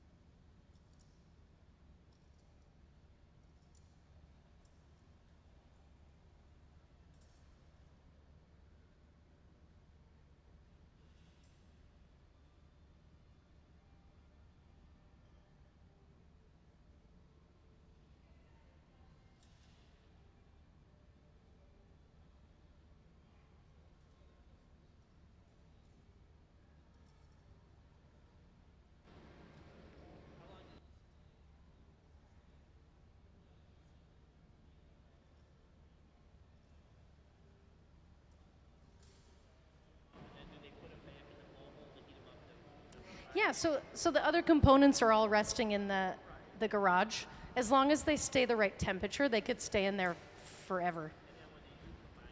Yeah. They'll put it, they have them resting in there, so when they want to put them together, they'll bring it back out and heat it up in there again, and then put them together when they're both about the same temperature. Yeah, glass blowing's all about the temperature and timing. So they'll line it up so that they match, and then they'll stick them together. Hot glass sticks to other hot glass, so if they're both hot enough, they just attach. Yeah. So when the time comes, they'll take the other pieces out, they'll put them all together. I think this piece, though, is one of the knots for the noose, so that's going to go into the garage, and then we'll take a lunch and come back and put it all together. Yeah.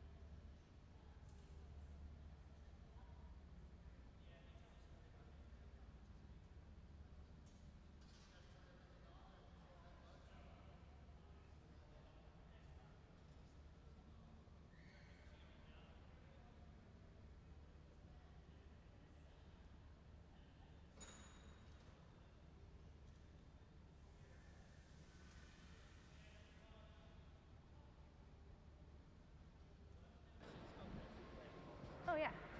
Yeah, sculpting looks a little different than glass blowing. But they just finished. We're going to take our lunch. We'll be back at 2. Yeah, thanks.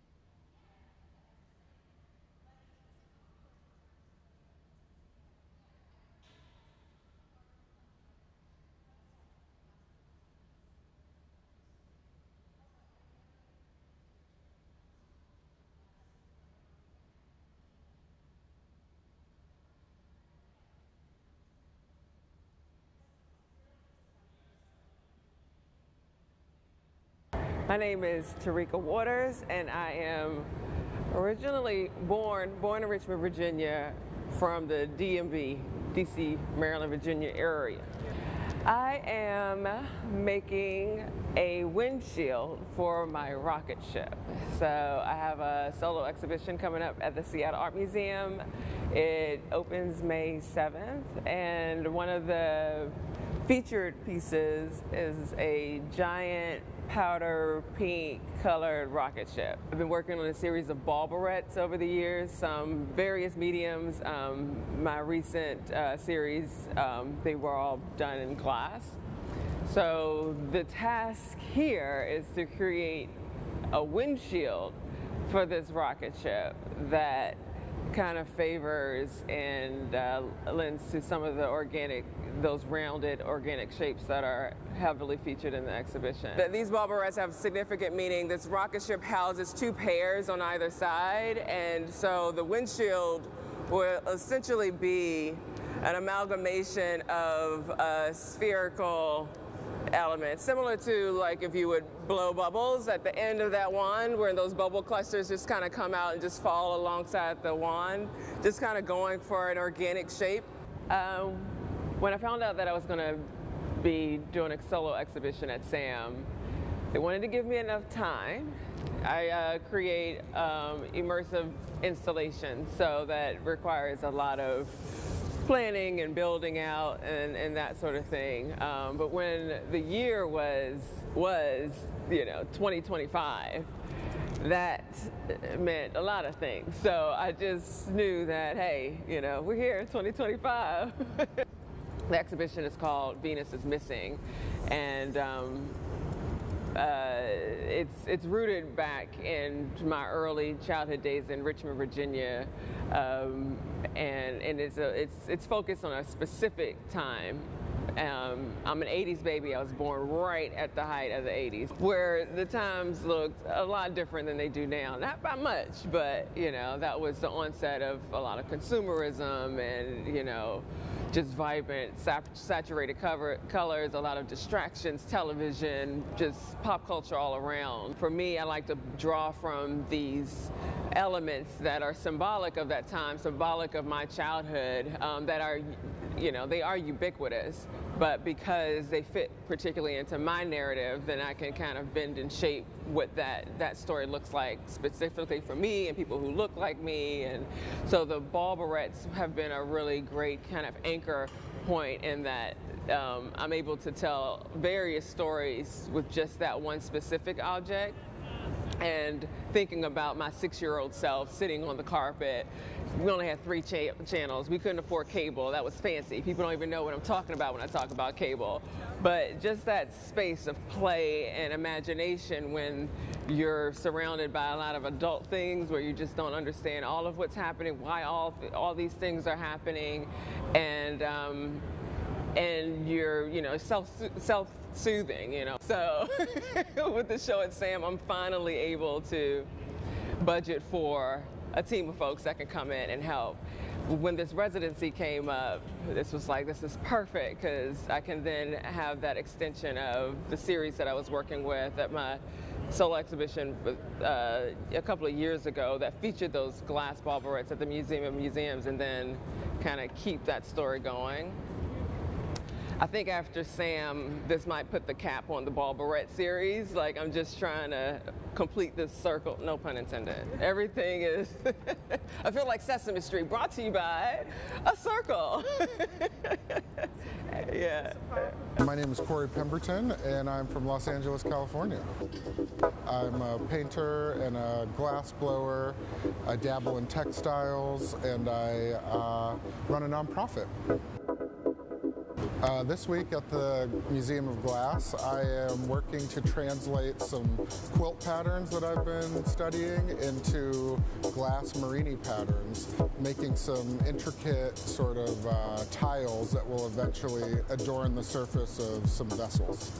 This whole interest started when I was gifted a book called Sweetgrass by Sonia Clark, who was the department head at Virginia Commonwealth University, where I was going to school. And It was about those sweetgrass baskets. She knew that I was looking at them and was vaguely interested, and that act of her giving me that book or turning me on to that text felt in a way like I was being given permission to investigate my African roots. And I am of mixed race, and so sometimes I felt a little bit like it wasn't my place to investigate that sort of work or those sorts of interests in my work. And ever since then, I've had this interest in celebrating the makers who came before me in my lineage, potentially, and sort of inventing a history. Yeah, I want to go from the balconies there. The one pattern that we've been focusing on a lot the last few days is the log cabin quilt block. So on the Underground Railroad, there was this block that if you saw it on a quilt that was, say, hanging from a clothesline or on the outside of a barn or a home, you knew that that was a place that would be safe for you to stop and rest on your journey to freedom. And so I'm looking at that particular pattern and seeing how many different variations I can get by switching up the colors and the rotation of the Marini tiles. I also have a painting practice, so I do a lot of portraits and interiors of people who have historically not been included in the conversation in galleries and museums in terms of historical portraiture, people whose bodies fall outside of that, and who are typically depicted in moments of trauma or being extraordinary. I try to show people just existing. It's just been a really amazing opportunity already. We're only halfway through, and you know, I knew it would be special to have this amazing team here at the museum work on my designs, but there's all these little things I didn't anticipate, like how the work and the designs would develop with the minds of all of these craftspeople. You know, they're not just technicians, they all have their own background in art and in craft that is informing the stuff that we're making this week. And so yeah, I'm gonna leave with a lot to mull over and expand upon, so I'm really excited about that. I've got a lot of things sort of on the horizon. One particular opportunity that I'm really excited about is an exhibition at the Mint Museum in Charlotte, North Carolina. I'm also doing a lot of work through the nonprofit Crafting the Future that I co-founded and am the director of. We have an event series called Better Together. The last time I was on this hot shop floor was for the closing demonstration for the Tacoma Glass Art Society conference. We've got one coming up at the end of this month, actually, at the Pittsburgh Glass Center. So getting ready for that, really excited. We'll have a team of black and brown craftspeople coming from across the country to celebrate one another and invite the public in to learn about glass making through our lens. So those are a couple things that I'm really excited about.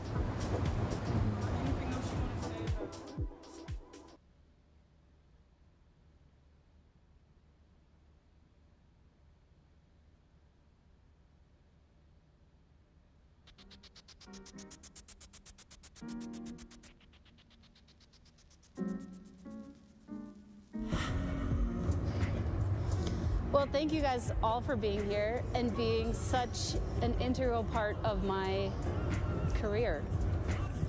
I tried to narrow my focus down to, it's basically two ideas. Stop. Yep. Do you guys all understand cameo engraving? So I'm cutting through layers of color to make an image. The more white glass that I remove, the darker the shading. It's a black cylinder with a white sheet on it, and the imagery all comes from photo booth pictures. So this is a cameo engraving on a blown form, but instead of just a white rectangle, it's these kind of blobby forms. Where the white sheet glass is will still be cameo engraved, but in between there'll be a line drawing to continue the image. So it's an interrupted image. I've been trying to figure out how to explain this to everyone in a way that makes sense, but you all might just have to see it when I'm done. Yeah, I actually went to college for 2 years for animation before I got into glass. And I think that's one of the reasons I'm really drawn to engraving, is it gets imagery that I enjoy drawing into glass blowing. I love the physicality of the glass blowing and the teamwork.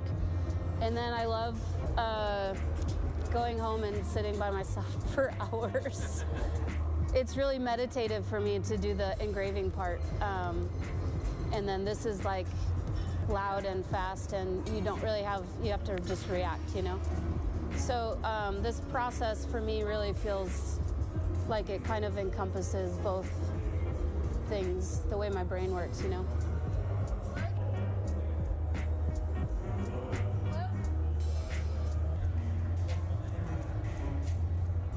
A little blowing.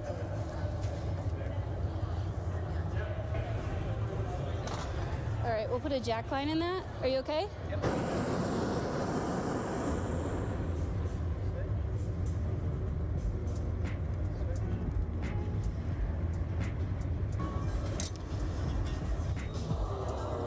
Yeah, I just want to blow it up now, Nick. Okay. How do you feel? Good. Okay. What about a happy check? Yeah, do you want torching or anything?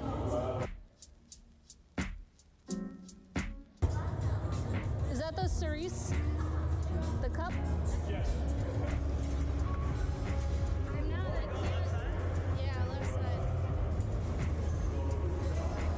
Maybe one more? Yeah, I got it. Take.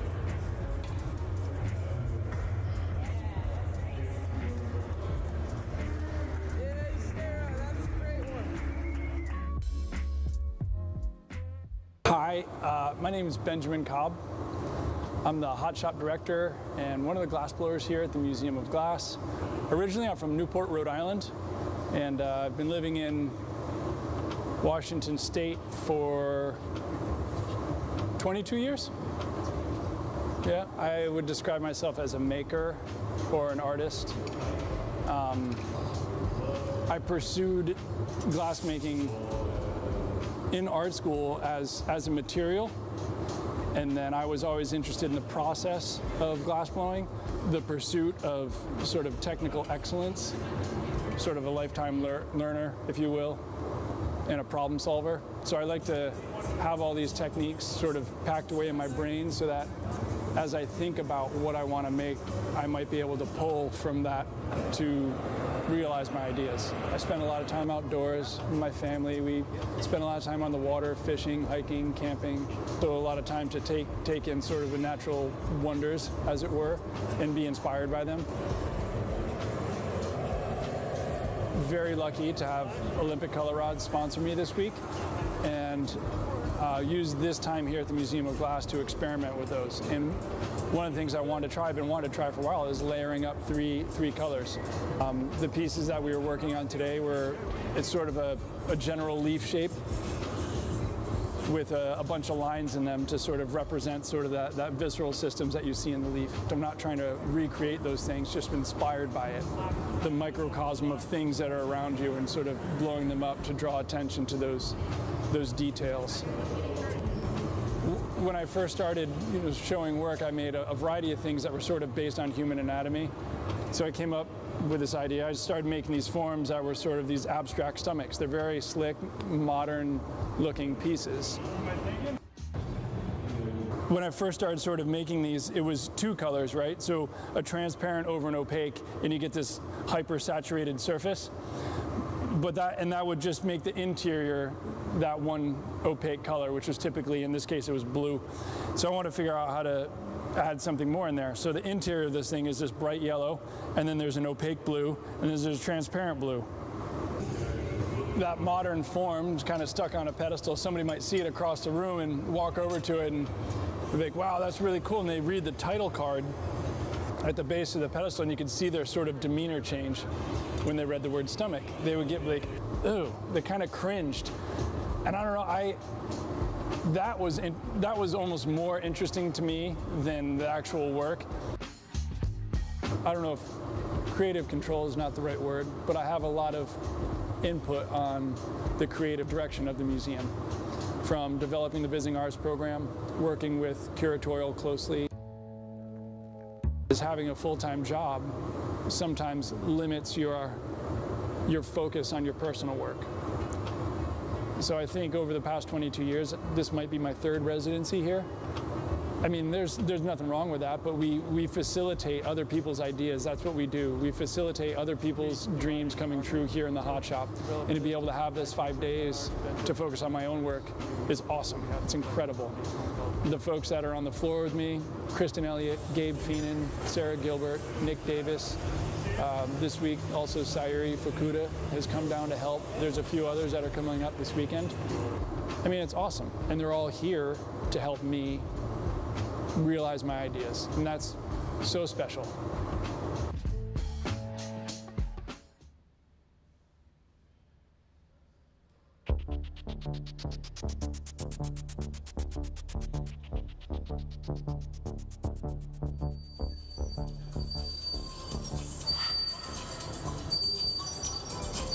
All right, start to go flat, Nick. Yeah, Jordan, push it forward. Stop.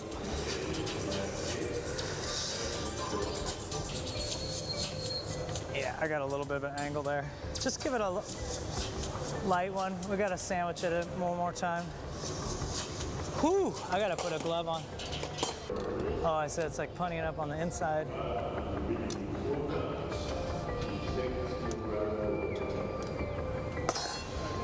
I'm sure it's in like beautiful, you know?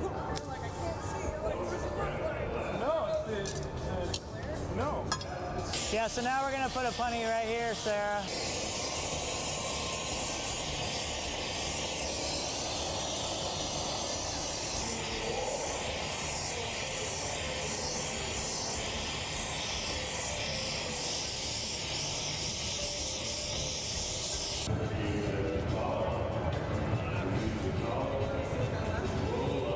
Ben, you wore cargo shorts so long that they come out style, in style, and back in style.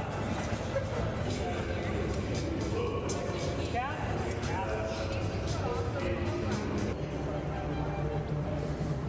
I could have kept it more. I'm gonna need some ramage. Ramage.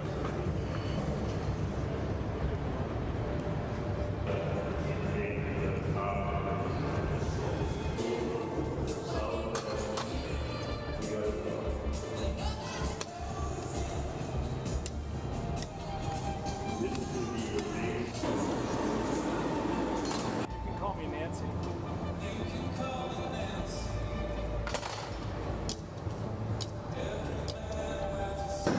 I'm just cooling it. I'm not choking it anymore. Ooh, this is leaking. Got a little air on it? It's sitting right now. Okay. You ready?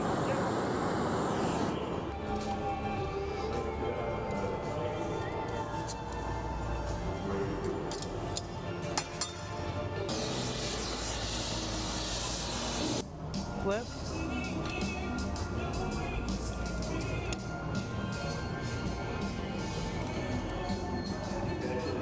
Pull, Sarah.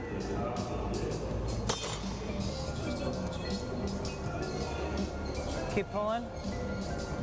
Good.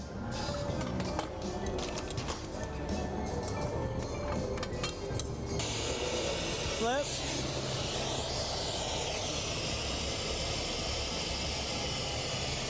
Take it. I got it. To the side. Go up again.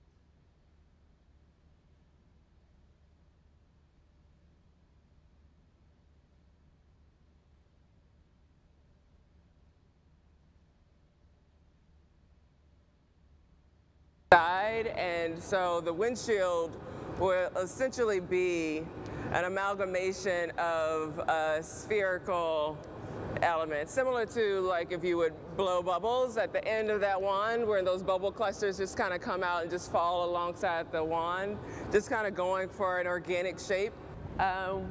When I found out that I was going to be doing a solo exhibition at Sam, they wanted to give me enough time. I create immersive installations, so that requires a lot of planning and building out and that sort of thing. But when the year was 2025, that meant a lot of things. So I just knew that, hey, we're here in 2025.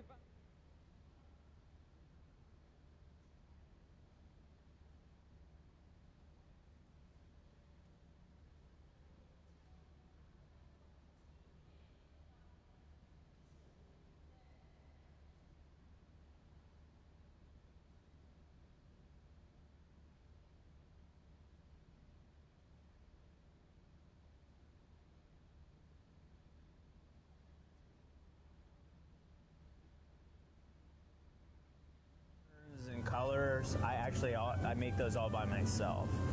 So like the reticello and all the marini and stuff, I can make that. I've taught myself how to make that by myself. So when I was designing these, it was really important to me to be able to have that visually, that texture being exposed, and to be able to touch it, to get that sense of touch in the piece. There is a deeper meaning to those pieces. My stepfather, when I was 12 years old, kind of brought my mom and I back together. My mom had left my life when I was 3, and then we were able to kind of mend that with my mom. My stepfather bought me this yo-yo, and one that lights up red and blue on either side, and you throw it, it lights up. And it was this object that forever I have a memory of us coming together. And it's funny, when we're making this object here in the hot shop, when those two sides kind of come together, there's some kind of metaphor within that. I met a lot of these guys, when they were in high school, Trenton and Jack, and I have a 4-year-old son. It's cool to kind of get in touch with the youth that way too, so I kind of know what's going on in my son's life a little bit, so yeah.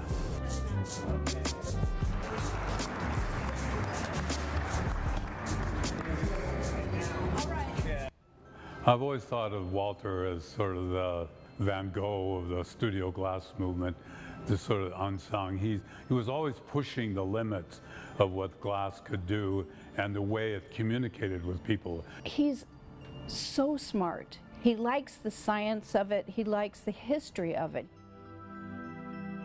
The things I take inspiration from Walt is just his excitement for the material. He's so passionate about the material and so passionate about making sure people learn and grow in their knowledge of glass. He is very well versed in the history of different aspects of glassmaking and can speak with authority. Walt's the man. He's the one that has that perspective. I think that Walt is so beloved. Walter's contribution is massive. It's been a pleasure, and of course he's been working here for a very long time, many years, as our main MC in the hot shop.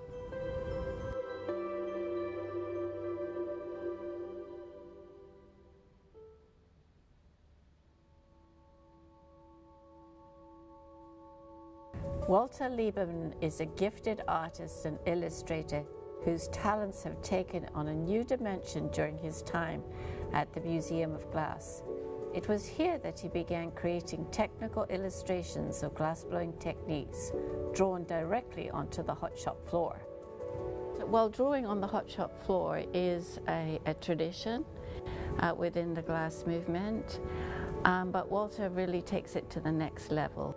a picture says 1,000 words, so a chalk drawing helps convey for what the artist's vision is. He's trying to look for tools to help explain what's being made to the audience. So he can sit there and explain with his hands all day about, okay, now you're going to take this bubble and stick it to this bubble, but the natural thing for Walt to do is to draw it out.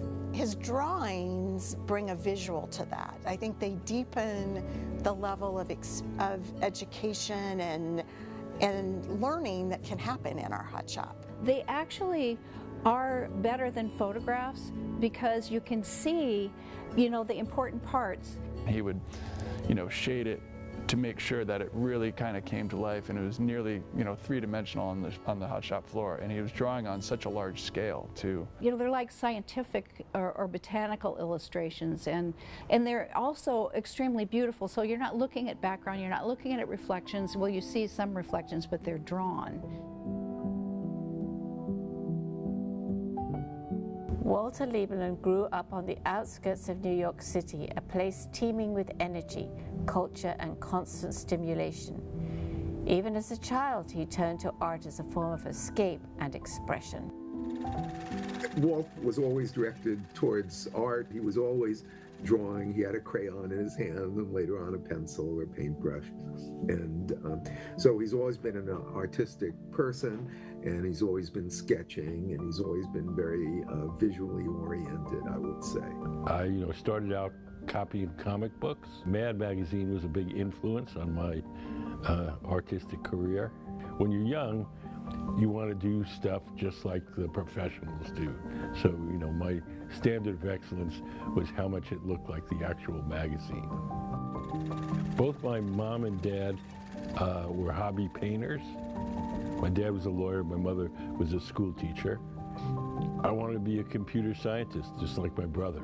I had, drawn and painted and done all that art stuff as a kid, but I didn't really think of it as a career. As I got older, I decided if I'm ever going to do it, I've got to do it when I'm young. So now's the time. So I quit Carnegie Mellon and I went to live with my brother in Boston. I said, well, why don't you come up and here in Boston, we have the Massachusetts College of Art. Well, he was doing a series of pieces called the Erosion series of glass, where he was sandblasting into the glass, and he was doing something unlike anybody else that I knew of at the time. He was blowing glass bowls and sandblast images into them, or sheets of glass that were salvaged off of old buildings in Seattle and sandblast images into them. He was not so much a painter as he was working with sandblast glass. I was studying glass at Mass Art, and it was mostly glass blowing. And I was, sort of gaining the basic skills, but I was kind of bored with the results. So I made a vase and I made a bowl, and I wasn't all that excited about it. So I started to work with a sandblaster and carve the glass, and I would carve it till it was almost cut in half, and there was just one little piece that held the two halves together, and to sort of create the tension, the glass being beautiful and fragile. I got a lot of good feedback on that. In fact, I got into this international show called Glass Now in 1979, and it went to the Metropolitan Museum of Art in New York, the Victoria and Albert in London, the Louvre in Paris. Oh, I was all over the place, just like everybody else who learns to blow glass. You think you've invented stuff, and then you open up a book and you find out that somebody copied you 100 years before you were born. In college, my teacher, Dan Daly, he was a terrific role model. He wasn't a great teacher, but he was a terrific role model because he took his work so seriously. And I think that's what led me to believe that you could actually be a serious artist and do that for a living. In his early years, Lieberman's artwork was deeply rooted in political and social themes. This commitment to authenticity and social engagement has remained a defining element of his work throughout his career. He was always pushing the limits of what glass could do and the way it communicated with people. He had social concerns. He's actually an extremely honorable person, unbelievably honorable to the point of maybe painfully honorable. And he would have stuff about the homeless, early before it was trendy to be worried about the homeless, with a bottle in a doorway and a man. And these are the sort of things that back when the day in the 80s when people were trying to do a beautiful goblet. Went on civil rights marches, burned my draft card. That was where I started out, looking at political and social issues. He was bringing really powerful content to his paintings. There was a famous Japanese tour that came through here in the early years where they did installations and they were lowering some Japanese artists off of a building on thick ropes and lowering them down to the ground slowly, and the Japanese were curled up in like fetal position, and one of the ropes broke. And the Japanese man didn't say a word and plunged down to the ground and obviously died.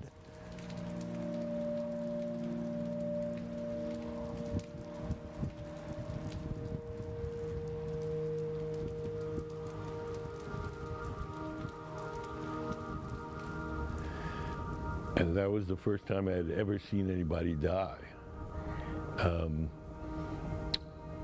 And it shook me. And I didn't, so I didn't know how to deal with it, so I sort of decided maybe I would deal with it through my art. So I made this piece called He Fell Silently. As we watched, he fell silently. It was well received. I felt a little guilty, sort of, am I exploiting this tragedy or whatever? It helped me deal with the emotions of seeing this thing, this trauma.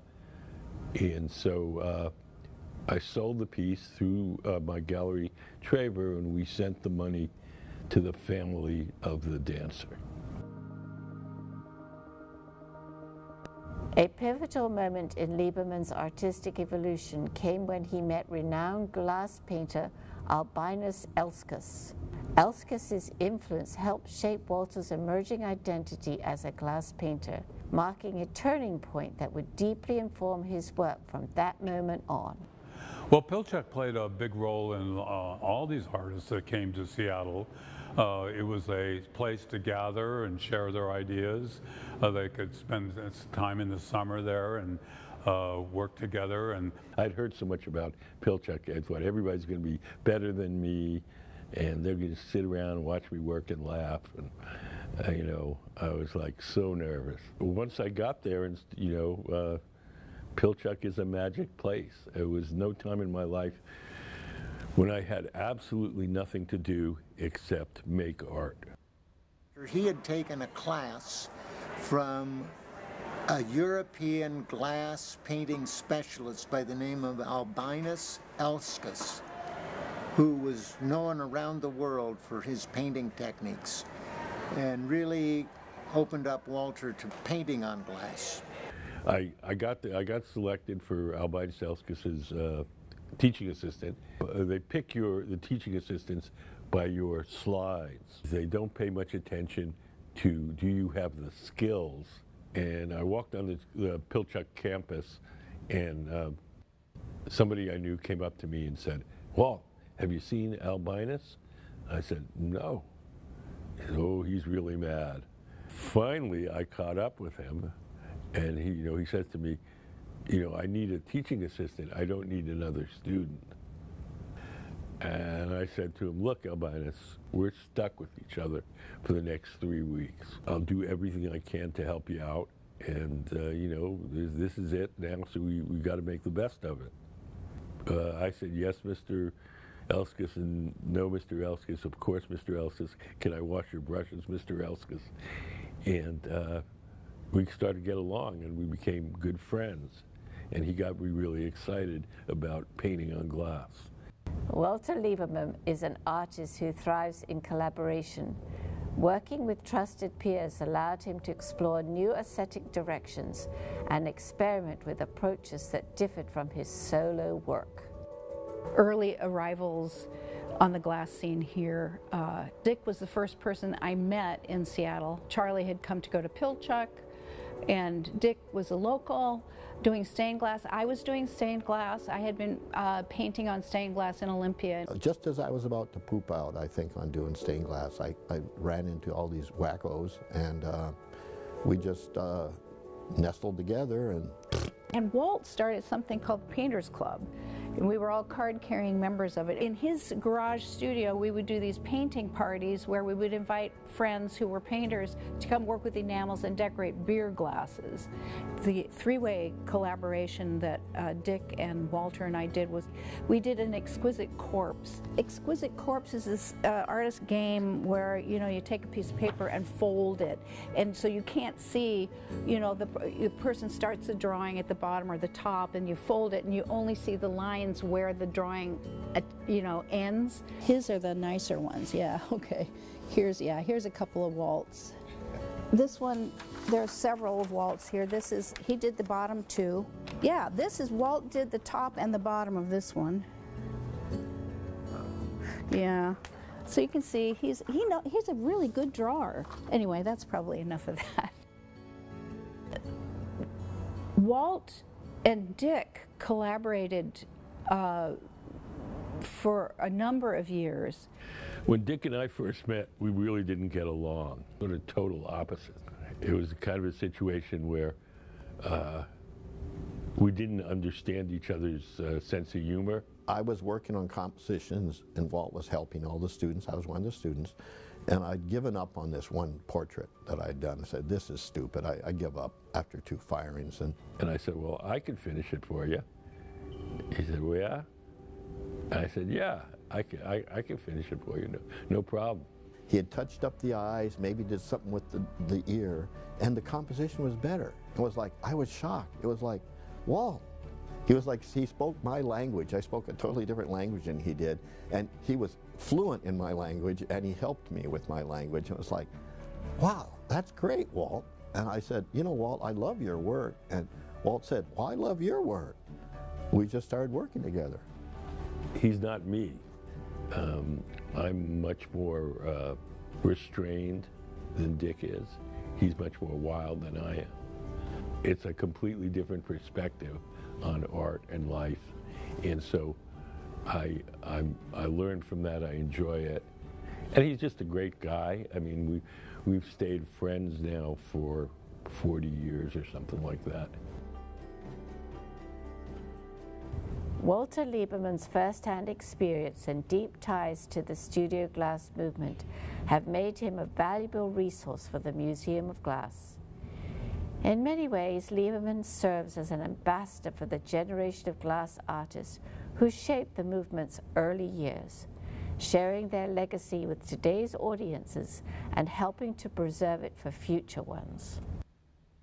The Museum of Glass has been extraordinarily lucky to have Walt as a staff member for quite some years now. Walt has a great reverence for glass, and not just contemporary glass, but really the history of glass.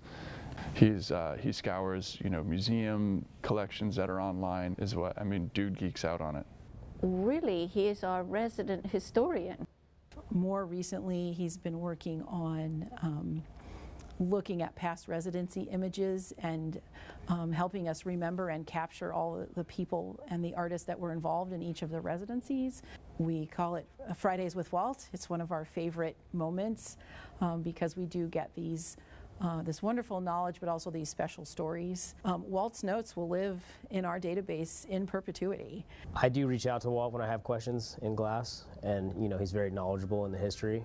Sometimes when I see him here, we'll talk about things, or sometimes I'll shoot him emails or even messages through Instagram. His research will inform how things are archived, how things are sorted, and how the content becomes available eventually to the wider public. You can see in the body of work that he is constantly exploring, constantly asking questions, and I think Walter's legacy not only is that body of work and of course his drawings, but also that ongoing investigation, curiosity.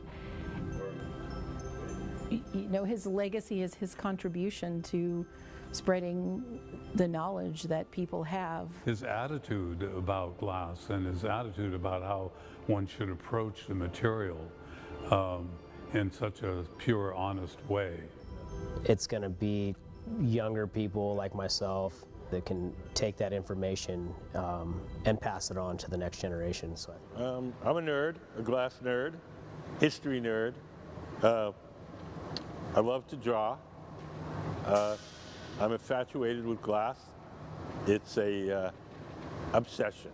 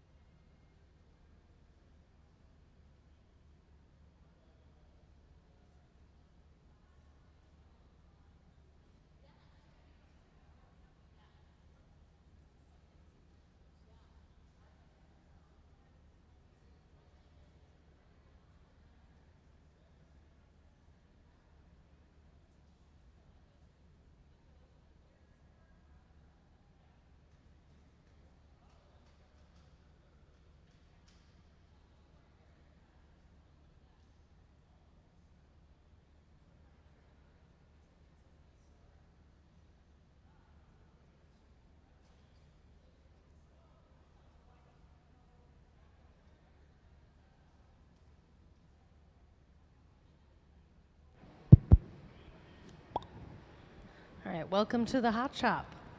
We're gonna get started here again right after lunch. If you guys have any questions, just let me know. But we're gonna start back up right before lunch. We had just finished doing some parts for some sculptures. Our main artist today is Sam over there, Sam Drumgoole.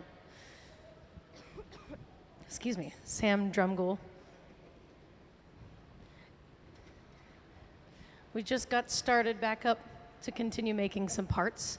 We're making some nooses out of sculpted glass that look like rope to make sculptures that look like nooses. So we're just making as many parts and components for that today as we can. He's got a residency from today until the 17th. Today's the first day, so he just started making all the parts, and we're just gonna continue doing that. So what we're doing over here, on the screen, they're showing what's happening around the corner to the left side of the studio. We've got a vent for ventilation so that we can add some glass color in the form of powder. We have to do that under a ventilated roof because you don't want to inhale that powder. So they are adding the color over there. And over here on the left side of the studio, Sarah's getting a piece ready for getting back into this after lunch. We're going to continue making glass ropes, and they're all covered in black color. So there'll be black ropes that are sculpted to look like nooses. Yeah. Sam is our artist. I'll give you a little tidbit about him. He was born in 1976 in New York. He first encountered glass during an elementary school trip to the Corning Museum of Glass in New York. He trained at the Pilchuck Glass School and attended Alfred University, where he developed his artistic voice. Today his work examines power, identity, and daily life. Drumgoole has shared his crafts across the globe, working with artists in Japan, Italy, France, and Germany. He also is well known as a mentor and a teacher of glass. So the Pilchuck Glass School is in Washington. He's taught there, he's been a gaffer there. A gaffer is the lead glass blower. So he's the gaffer for his residency. He was the gaffer at Pilchuck. And he's gonna make some nooses today. His work, we have a little excerpt here that's a artist statement from him about what he's working on this week. He says, during my time at the museum, I'm going to be focusing on a mix of sculpting and blowing glass with a focus on today's events. In real time, we're in a forever changing world. Being a witness to this as an artist, I need to tell the story as I see it.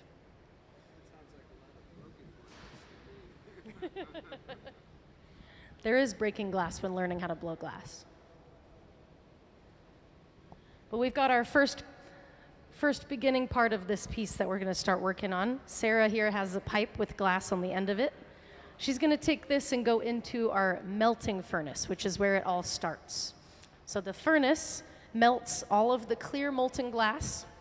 She's dipping that into the furnace right now to get another layer of clear glass. Can we see the furnace diagram on the screen, please?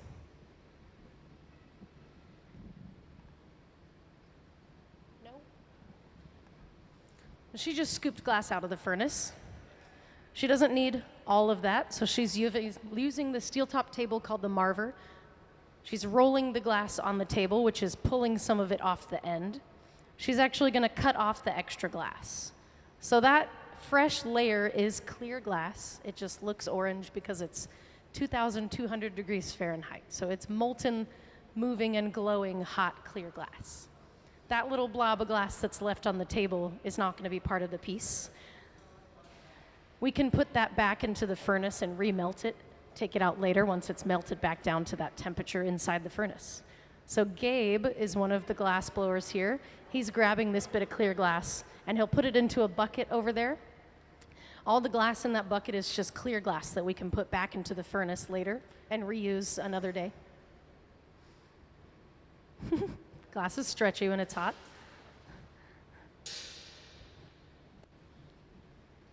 But yeah, clear glass looks orange fresh out of the furnace. But as it cools, it looks more like the color it's supposed to be.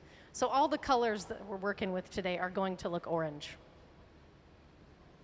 Oh yeah, the music.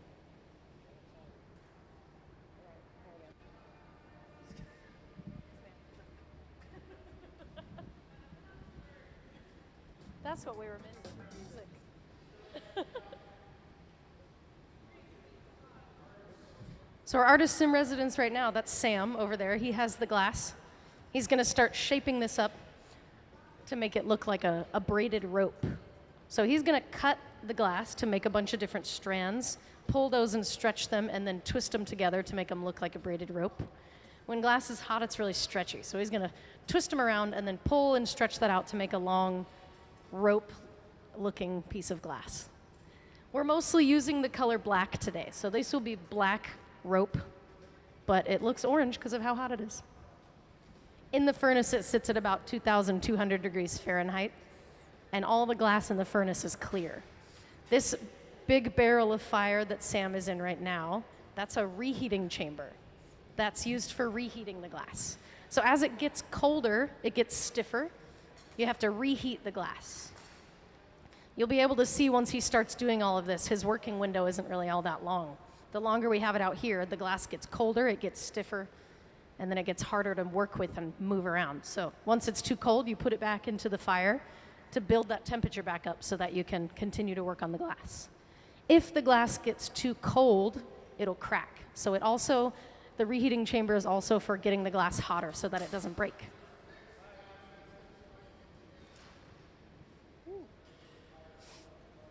The reheating chambers also have layers of doors. He's going to open some of the doors here. The bigger the piece is, the bigger that opening needs to be so that you can put it back inside. But we have the layers of doors because we don't want it open all the way when we don't need it to be this giant opening blasting heat into your face. So we can open those doors to make it a bigger diameter to make bigger pieces. But here he's using shears, glass cutting scissors, cutting that blob of glass into 4 pieces so that he can pull and stretch those out and then twist them and make it look like a braided rope. And if anybody has any questions at any point, feel free, raise your hand, shout it out. Do my best to answer.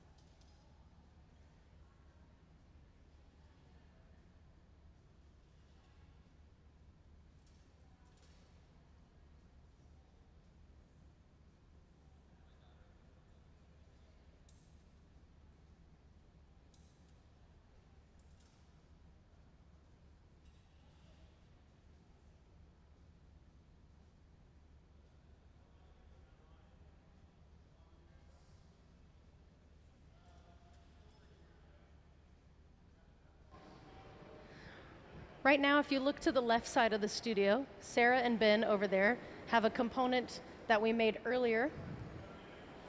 That's been sitting inside the garage, which is that big silver box in between the 2 benches we're using today. That is just basically a big box that sits at about 1,000 degrees. It's called a garage because that's where we park the pieces that we made while we're working on other pieces. There can be a lot of moving parts in glass blowing. Right now, we're not really blowing the glass, we're sculpting it. So the garage holds the pieces at 1,000 degrees while we work on other parts of the sculpture. If it gets too cold, it breaks, so that just holds it at a temperature where it won't break. Once all the components are ready, we'll take them out of the garage and we'll put them all together at one of the benches. So there's a lot of moving parts when it comes to sculpting and blowing glass. Sarah and Ben are working on that side of the studio with some of the components, and then Gabe and our artist Sam are over in the middle working on other parts. So we'll all meet at one bench and put them together eventually when the parts are ready, but they're working on building those parts up right now, getting them all to the shape and size we want. You can see Sam's over here pulling and stretching these little pieces of glass out to make them nice and long. When glass is hot, it is stretchy, so we're stretching the glass. What's glass made out of? Yeah. It's So the raw material of clear glass is soda ash, silica, and limestone. And those are just minerals that material scientists mine the earth for. You crush them into powder and you put them into the furnace and they melt and turn into glass.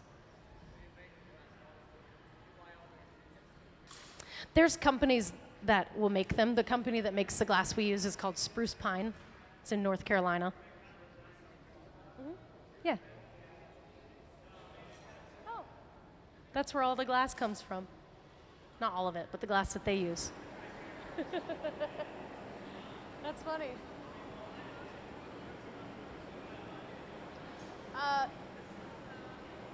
Sorry, that's really loud. I'll give it a second. Yeah. Soda ash, silica, and limestone. Yeah, they have material scientists that mine the earth for those minerals, and then they take them into the company, crushes it all up into a powder, mixes it all together, puts it in bags, and sells glass artists the bags. And then we take a shovel, you put the powder in the shovel, and you shovel it into the furnace, and it melts. Yes. So we get the powder in bags that say Spruce Pine on it. And then we take a big shovel. At the end of the day, we'll take a shovel and put a bunch of the powder into the furnace, and it melts overnight to turn into glass. That's called charging. So we'll charge the furnace at the end of the day. The furnaces stay on 24/7 all the time because when we're in here making glass, we need them to be hot to keep the glass molten, but to put more glass in there, it has to melt overnight. So those just stay on all the time for years until you have to replace the crucible on the inside. Crucible is like a big ceramic bowl that holds all the glass inside it. And the reason these stay on all the time too is because turning off the furnace takes a couple days and turning it on takes like a week. And they're here every day, so they just leave it on all the time. That's how most glassblowing studios are. This furnace is always going.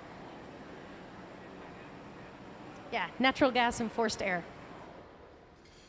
All these other tools and equipment, like the reheating chamber, gets turned off at the end of the day and turned on at the beginning.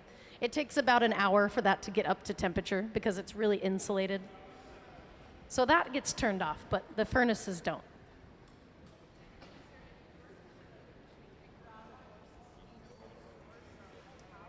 Working on it. Yeah. You can have electric furnaces too. We just use natural gas and forced air here because of the scale that we're working with.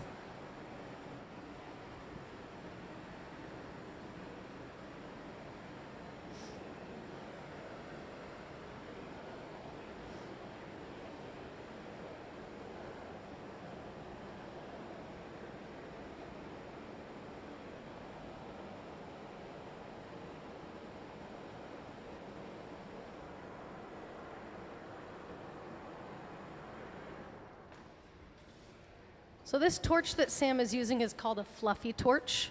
It's called that because the flame is fluffy. We also have a hot torch. The torch is a little more of an intense line of fire. But the fluffy torch heats up general areas of the piece. So he needed to stretch the part closest to the pipe more than the rest of it, so he heated up that spot. That way the hottest part of the glass, when he pulled it, stretched more.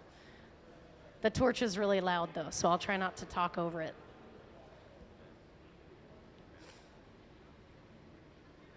You can see that we're pulling and stretching this out, and it's starting to look more like a rope made of glass. You can only pull it out a little bit at a time, though, because if you get it too hot, it gets really floppy and really hard to control. So we heat it up just enough that he can pull and stretch it a little bit, and then you go back, heat it up a little, pull and stretch, back and forth.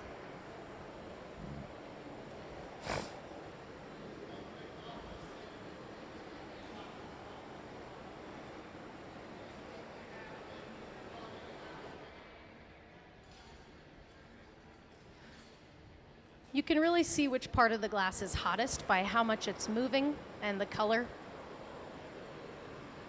Thank you. So the more it's glowing orange, the hotter it is. This glass is black, but it looks orange or reddish on the hot part, and that's just from the thermal energy glowing and emitting light. So that's the heat creates light with glass. Right now he's flipping it around to create the noose part of the piece that we're making.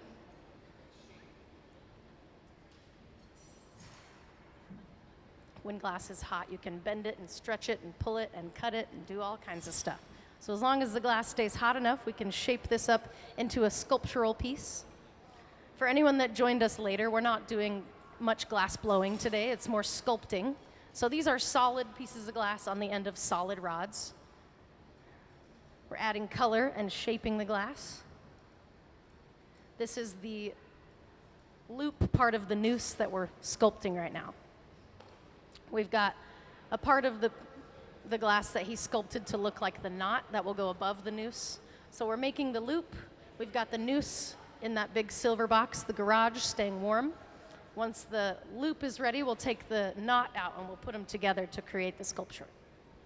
So a lot of sculpting is working on different components and then putting them all together once they're ready. Sam wants to make as many of these today as he can. His residency is from today until the 17th, so we're really just starting today. So he's getting these made today. He'll make a few other pieces during the week. And he's just using a pair of metal tweezers to sculpt the glass.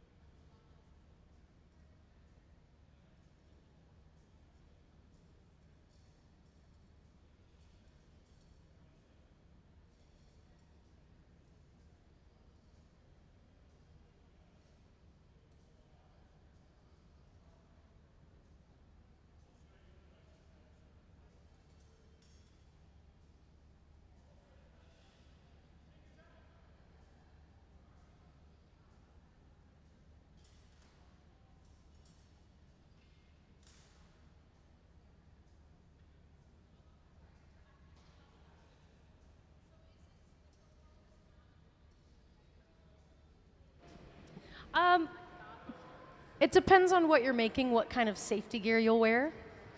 Most of the time you want to wear like safety glasses or something like that.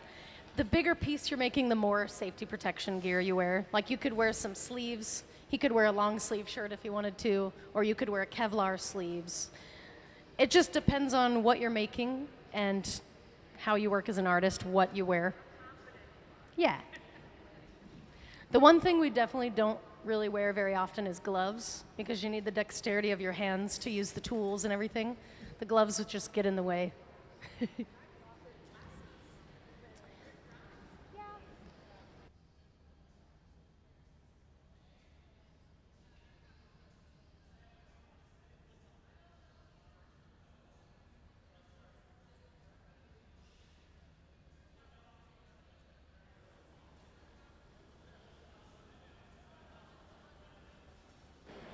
All right, now we got the two pieces over here.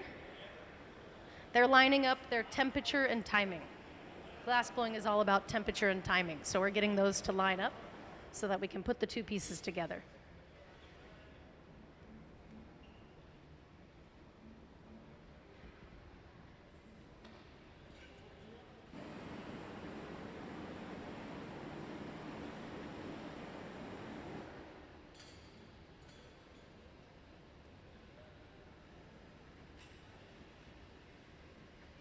So there's a lot going on right now. There's a lot of moving parts. You can get a good view up on the screen if you can't see from where you're sitting. They're heating up the spot where he cut that line in so that they can remove this from the stick and attach it to the piece that Ben has in the reheating chamber right now. They've removed it. Hot glass sticks to other hot glass. So they're heating both these up so they can push it on there to stick them together. The viscosity of glass when it's hot allows it to kind of fuse together with other hot glass. So these will stick together to create a little black noose.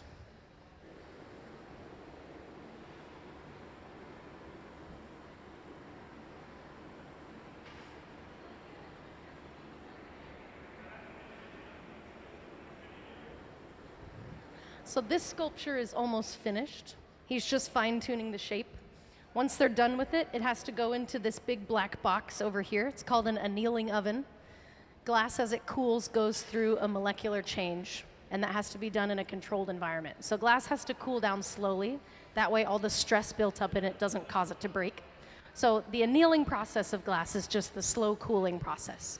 It'll go into that box, and it'll stay in there overnight, maybe more like 2 days.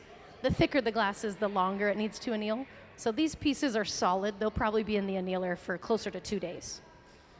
And there's a computer attached to the annealers that systematically lowers the temperature slowly. So the longest part of the process is just waiting for the glass to cool down.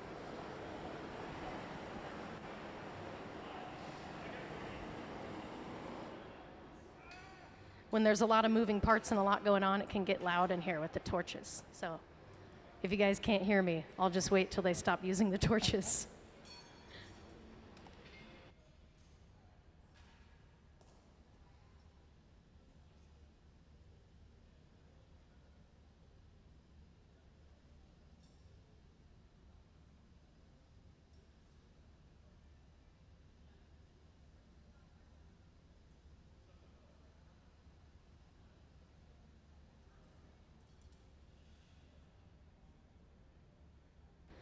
To get this piece off the pipe, they're actually going to break it on the clear parts. If you can see, there's 2 clear fingers that are stuck to the piece. They're heating up those spots so that he can cut into them and then break them off the pipe. Later, once this comes out of the annealer, they can take it into what's called the cold shop to grind and polish the piece and get the clear pieces off there. So this is the hot shop because the glass is hot. There's a cold shop for when the glass is cold to grind and polish and cut. But they got it off. Another piece in the box. Let's give these guys a hand. Nice piece. The inside of the annealer is about 950 degrees, so Sarah put on a bunch of protective gear to be able to put the top half of her body in there to set the piece down in the annealer. So that's all just gear to protect her skin and her hair from burning when she puts her body into the 950 degree oven. But now we're on to the next one. They're just doing this kind of production style, trying to make as many of these today as they can. So we've got another loop. We've got another knot over there in the garage. They're going to take them out, put them together.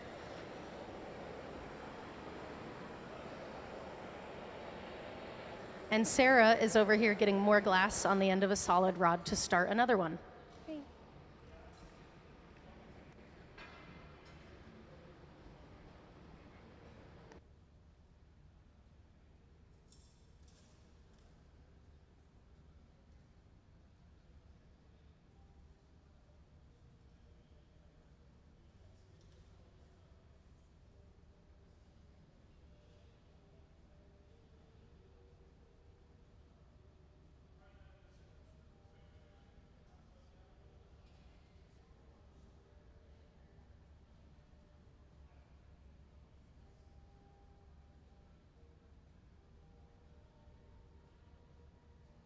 Yeah. So you're asking like how they all know what part to do?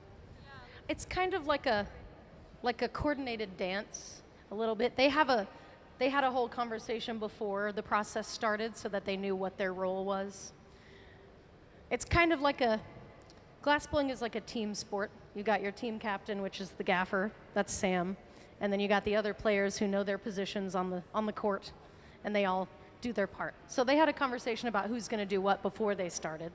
And then you might not be able to hear them from where you're sitting, but they're all talking to each other, communicating constantly about what's next, who's going to do what. Yeah.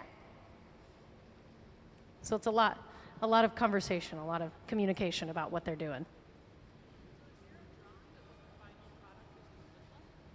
The final product for this, we have a reference photo I can show you. Ugh.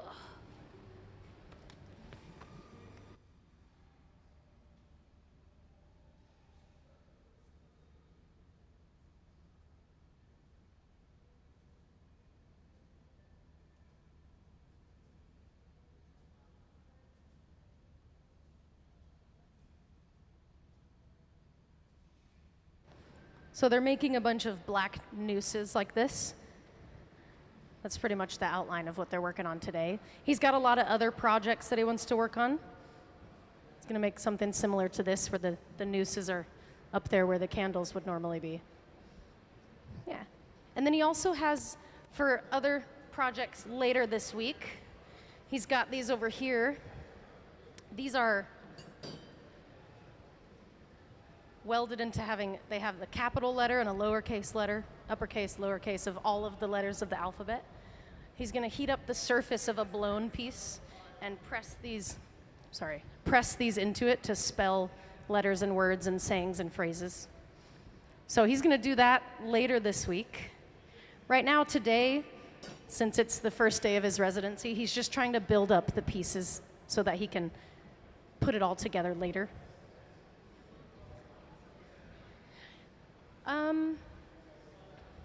It might be displayed here. I'm not sure what he's going to do with the pieces. I don't know if he knows either.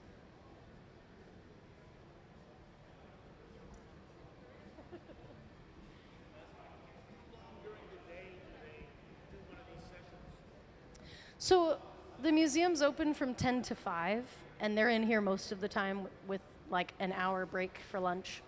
So they're in here the whole time making stuff.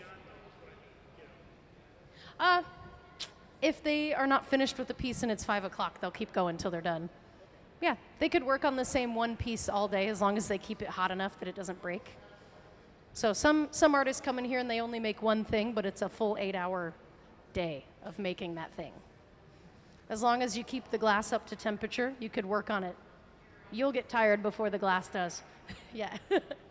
If the glass gets too cold, though, it breaks and you have to start over. So the longer you work on a piece, the harder it would be if it broke for you to start over at the beginning. Yeah. Yeah.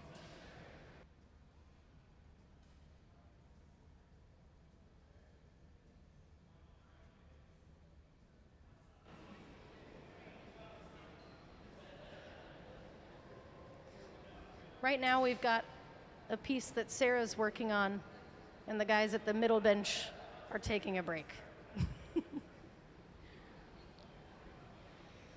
So once they're ready with this piece, they'll start working on the other part. But Sarah is adding color to the piece over there. She kind of went around to that black box. We put color on these pieces in the form of powder. So it's powdered glass. You can crush it up really fine into a powder and then add it to the piece to make a layer of color. So they're adding layers of black powder to the glass right now. The powdered glass is really bad to inhale, so it has to be done in a ventilated box, which is over there. So she's not hiding, she's using the box over there. When she comes back over here, you'll be able to see that layer of color that she just added. But then she'll quickly put it into one of the reheating chambers to melt that layer all the way down.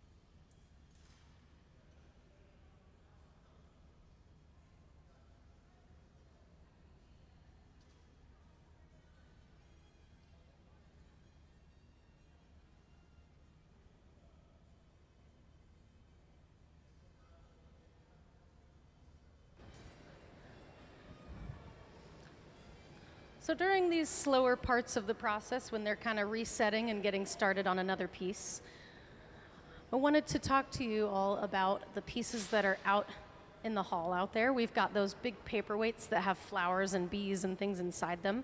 We have a video that will discuss the process and show you how those are made. The artist's name is Paul Stankard, and we've got a video that we can show you about how those pieces are made. So could we get that video up on the screen, please?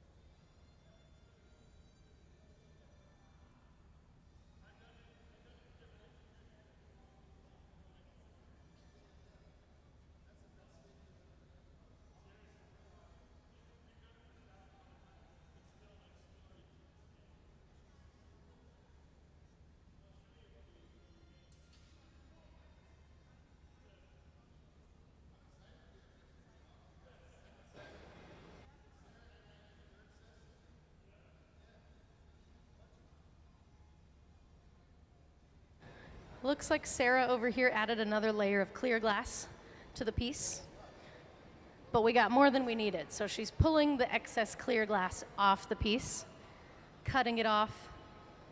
All of that glass on the table, it looks orange, but that's clear glass. We can throw that back into the furnace. It can melt back down and we'll use it later. But for now, it's gonna go into this big bucket. All the glass in that bucket is just clear glass that we took out of the furnace and didn't end up using. Ooh. So Sarah's gonna toss that back into the bucket. All that glass can get put back in the furnace later.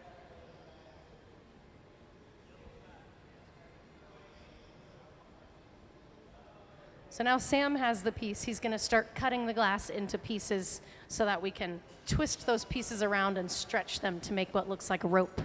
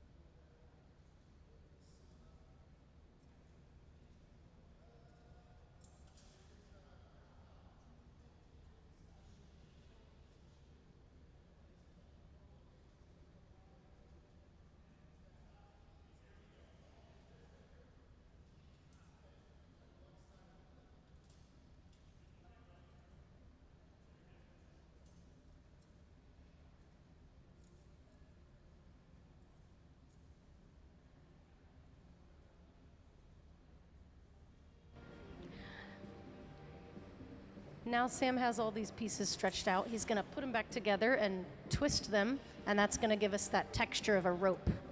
So he's going to pull this out into a long rope and sculpt it into the shape of a noose.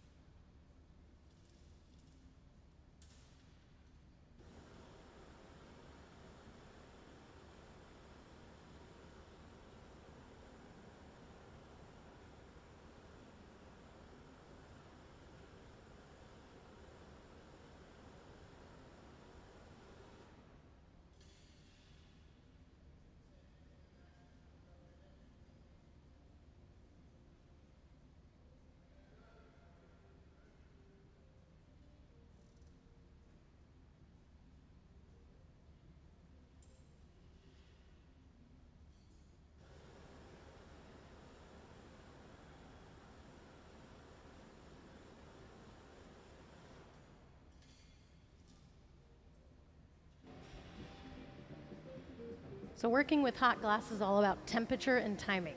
So they're lining up the timing with the temperature of the different parts of the glass. They're dipping the tip of it into that bucket of water. That shocks the glass and makes it really cold. That way he has something to grab onto, and he can turn the pipe to twist the rest of it up to make it look like a rope. So they were heating up the part that they wanted to twist while cooling down the end of it so he could grab onto that. And now they've twisted it up, they want to stretch that out to make it nice and long. So they're going to work on lengthening this bit of glass. They have to do it a little bit at a time though, because the hotter the glass is, the more it will move. And if it gets too hot, we can't control it. So they get it just hot enough to stretch it a little bit, and then it gets cold, they heat it up just hot enough to stretch it a little bit. Do that a couple times until it's the length that they want.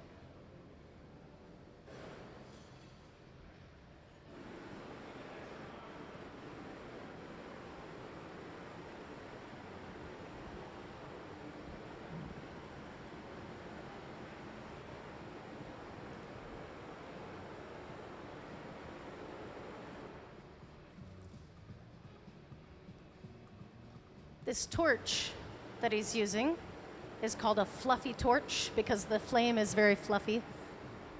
It's used to spot heat specific parts of this that they want to really stretch more than other parts. So he's focusing the heat on the part that he wants to get hottest. The hotter it is, the more it will stretch. So he's getting the thicker parts of the glass hotter so that he can pull it out more so it's all the same length.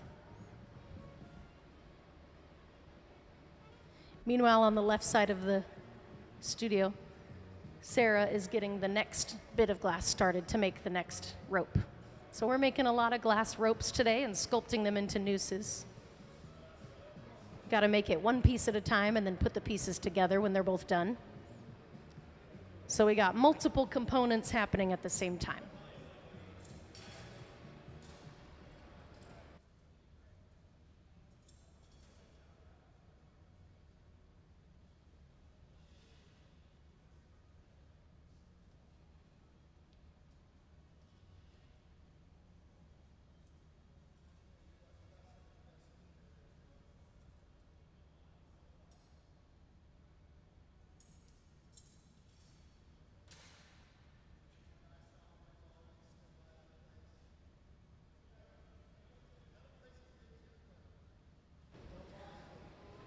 And for those of you that joined us later, I don't think any of you were here when I went over the artist's statement or the artist's explanation of what he's doing this week. So I'll read you a little excerpt in here.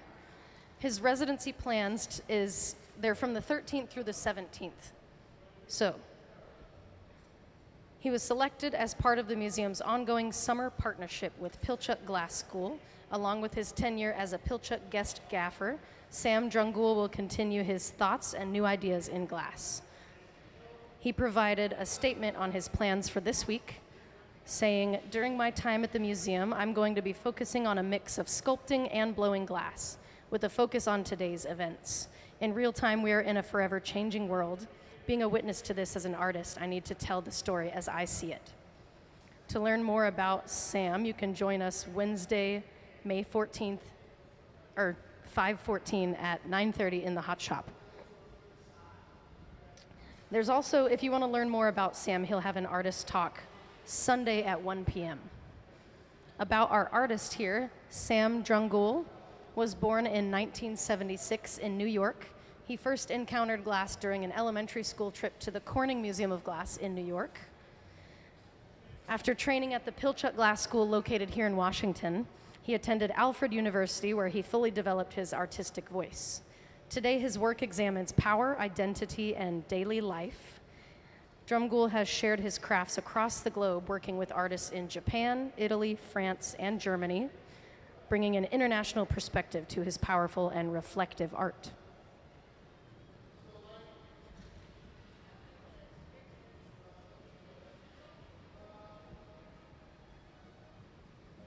He's got a variety of things he's going to work on during his residency, but today is when we're going to do all the nooses. So we're working on the ropes to sculpt the nooses. He's making one of the knots right now, so he's twisting the glass up to make it look like a tied rope knot. Then he'll make a loop, and the loop will attach to the knot to make it look like a noose. He's going to take those components of the noose sculptures and create something out of them once he has all of them made. But you can see when the glass is hot enough, he can grab it with a tool and twist it to make it look like a knot.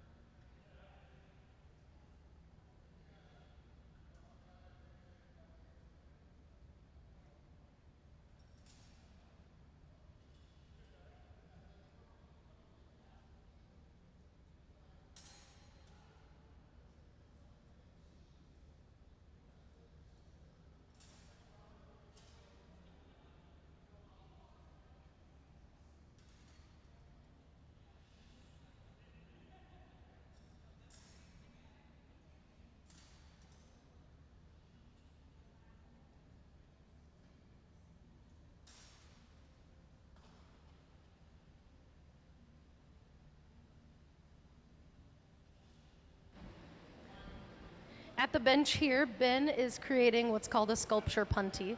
The puntee is just what we're going to attach the sculpture to get it off of the pipe that it's on right now. We're removing it from the pipe that's at the bench to put it onto the one that Ben has. They're attaching them right now. Hot glass sticks to other hot glass. So these both are hot enough that when you stick them together, they stay stuck together.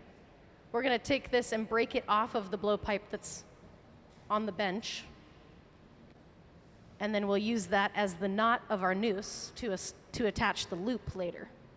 So they're removing this from the pipe here pretty soon. To do that, they'll put water on the glass, which will shock the glass and break it right there. And then it comes off.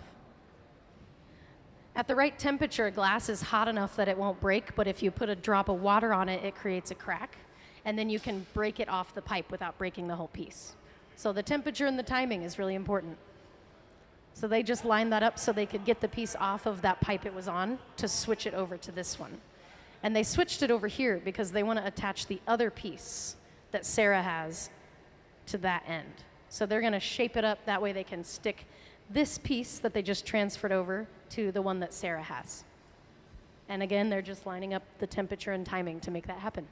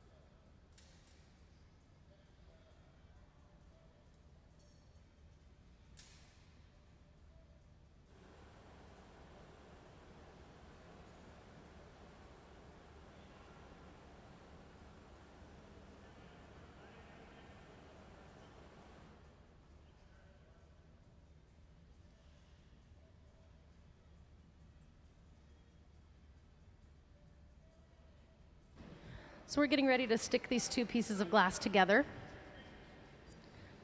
We're going to attach the piece that Sarah has over here to the piece that Ben has. We'll remove this piece from the pipe right now, breaking it on that spot, and now they're superheating the spot where they just broke it. Hot glass sticks to hot glass, so they're getting both of those pieces hot. That way they can stick them together to create our sculpture. Now that they're stuck together, they'll just fine-tune it until they like the shape and the design. And we have another little black noose. Once they're done with this piece, they'll take it off of the pipe and they have to load it into what's called the annealing oven, which is this big black box right here. As glass cools, it goes through a molecular change, and that has to be done in a controlled environment. So they're going to cool this down slowly inside the annealer, which has a program that will systematically lower the temperature. The thicker the glass is, the longer it needs to cool in there. So this piece and all the other ones we're making today that are in that box will probably sit in there for around 2 days. They'll slowly cool down until they're cold enough that we can take them out and hold them, but that'll take a while. If the glass gets too cold too quickly, it breaks. So we have to cool it down slowly so that it doesn't break. That process is called annealing, so this is called the annealer. Gabe is going to catch the piece with these Kevlar gloves and load it into the annealer. The annealer sits at 950 degrees Fahrenheit, though, so he's got some protective gear on so that he can actually put the top half of his body into that oven to load the piece inside it. to get it off of the pipe. When the glass is the right temperature, when it's around 950 degrees, it's cold enough that if you put a drop of water on it, it creates a crack, which creates a weak spot in the glass. So they'll create a weak spot, then they'll tap on the pipe. Those vibrations will go into the pipe through the glass and break it on the weak spot, which will remove it from the pipe, and then we can load it into the annealer. So they're just fine-tuning, finishing up the shape. Once they like it, they'll remove it from the pipe, which I think is happening now. Gabe will catch it in those gloves that are Kevlar, which is a heat-resistant material. Good catch. Let's give these guys a big hand. Another piece in the box. Done. And now we'll do it all again. So if you missed the beginning, you can stay and see the beginning now. They're starting a new one.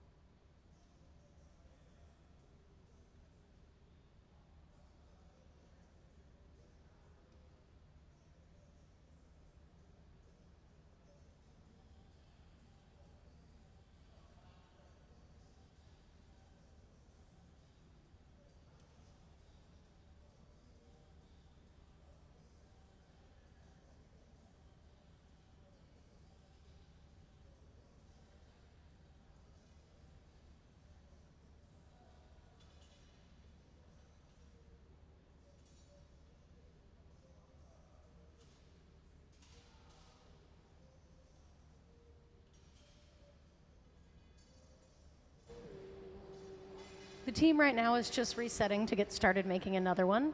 So if you guys have any questions right now, you can just let me know.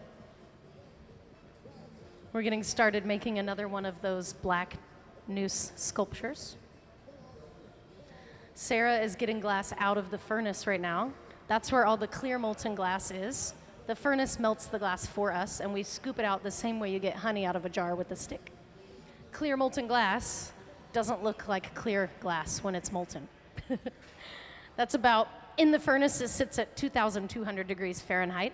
It's about 1,200 degrees Celsius. So fresh molten glass out of the furnace looks a little bit like lava. It is actually hotter than molten lava by a couple hundred degrees.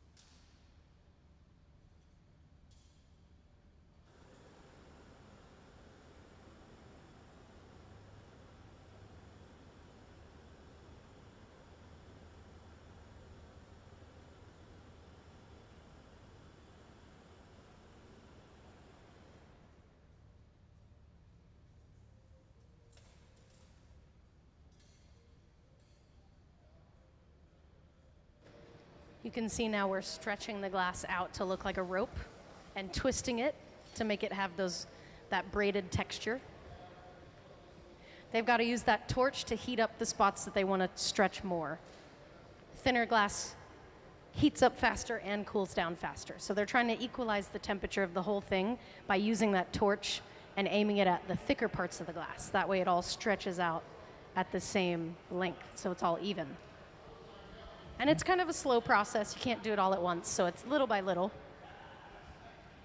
They heat it up, stretch it out until it gets cold, heat it up again, stretch it out till it gets cold, back and forth until it's the right shape and the right length, the right width around the whole thing.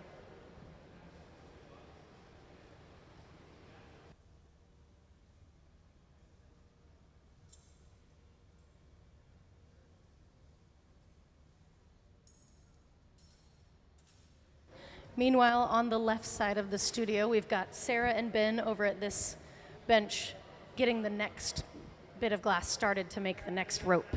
So they're getting clear glass, adding color to it, and then getting clear glass on top, adding color, kind of building up the layers. Glass blowing is a layering process. Because it's so hot in the furnace, you can only get so much out at a time. So they scoop it out in layers until they build it up to the amount of glass they want. And they add the layers of colors in between each gather of glass out of the furnace. That way, it's ready to go when Sam is ready to start sculpting it. So there's multiple moving parts. They're about to take this and put it back into the furnace to get another layer of glass. That builds up the mass so we can make a bigger piece. Sam and Gabe are over here starting to twist this bit of stretched out glass to make it look like the knot on a noose. So they're creating the knot for the noose, and this other piece that Sarah is getting more glass on will end up being the loop for the noose. She got a layer of clear glass on the top, but she needs a really thin layer. So she's going to pull most of that off. So it's a very thin layer of clear. All the excess glass she'll cut off with a pair of what's called diamond shears.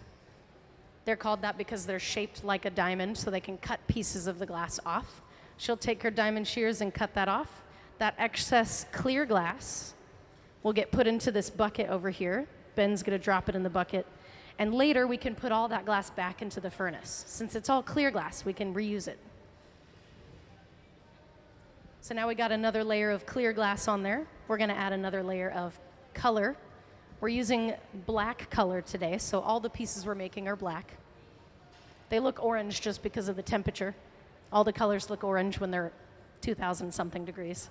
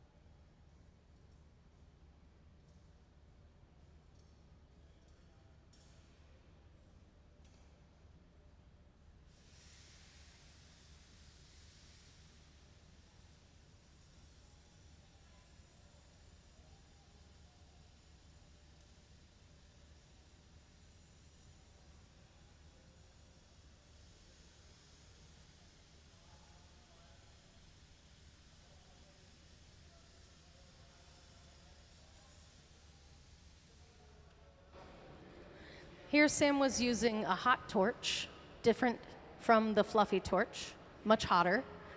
The hot torch is about 4,000 degrees Fahrenheit, so it heats up the glass really specifically in that one spot.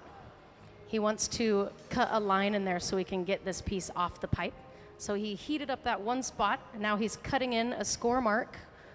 We're gonna break the piece off the pipe on that line he just made.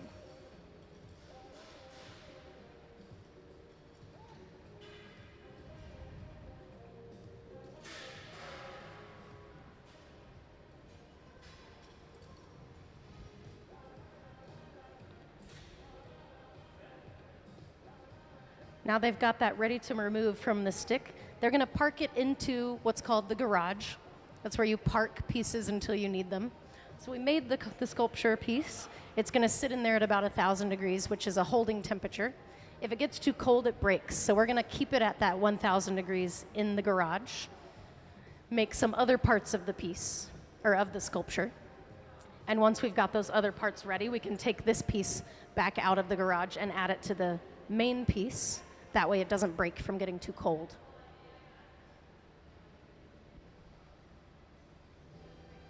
So now we have the knot in the garage. We're gonna make the loop for the noose while that sits in the garage. Once they're both ready, we'll put them together.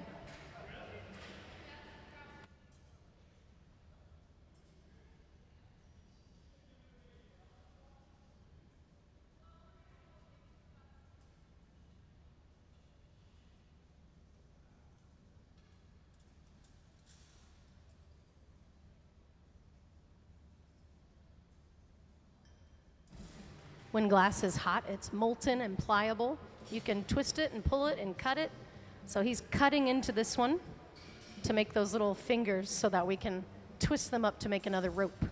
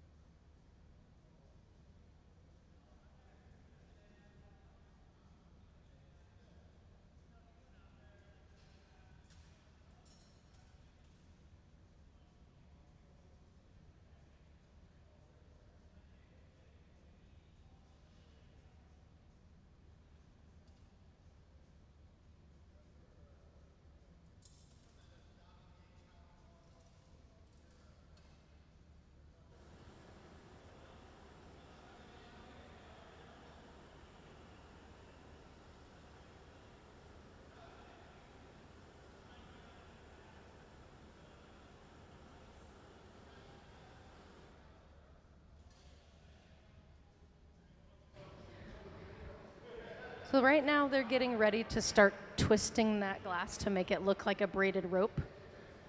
They're dipping the end of it into a bucket of water, and the water shocks the glass and makes it really cold right there. That makes it to where he has something to grab onto when they start to twist the glass. He'll grab onto the cold part, and they'll turn the pipe, which will twist the glass and make those pieces kind of braid to look like a rope. So he's pulling the glass out while Gabe is rotating the pipe, which is twisting it and stretching it at the same time.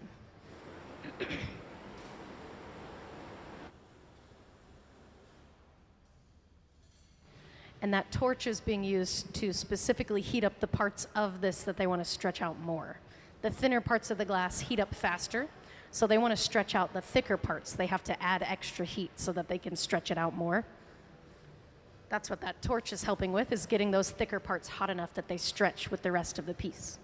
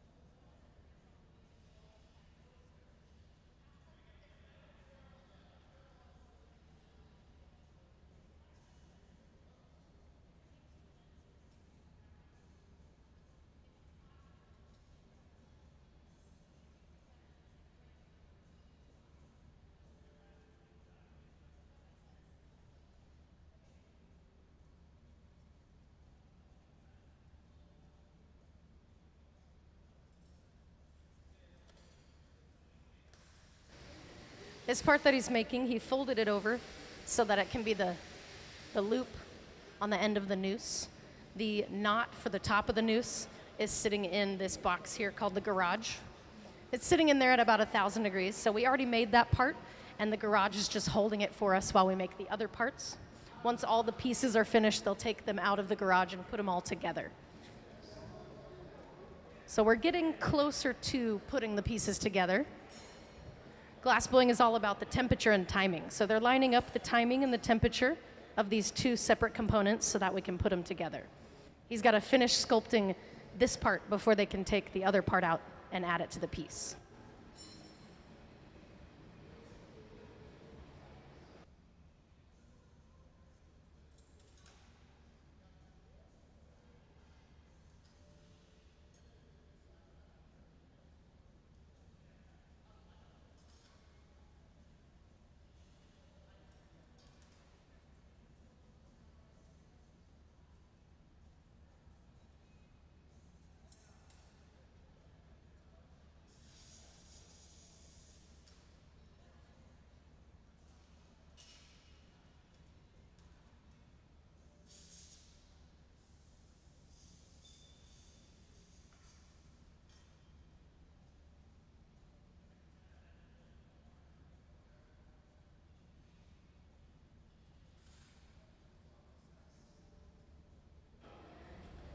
We've got both components of this sculpture out of the garage right now.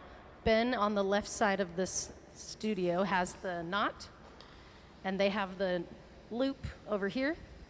Sarah right here is getting ready what's called our punty. The punty is just the rod we're going to transfer these pieces onto to finish the sculpture. We've got to shape that up a specific way so that we can attach the pieces to the punty. So she's getting that prepared. These two components of the sculpture, we just need to keep hot enough that they don't break from getting too cold. And then when all three pieces are ready, we'll put them together, which is coming up pretty soon here.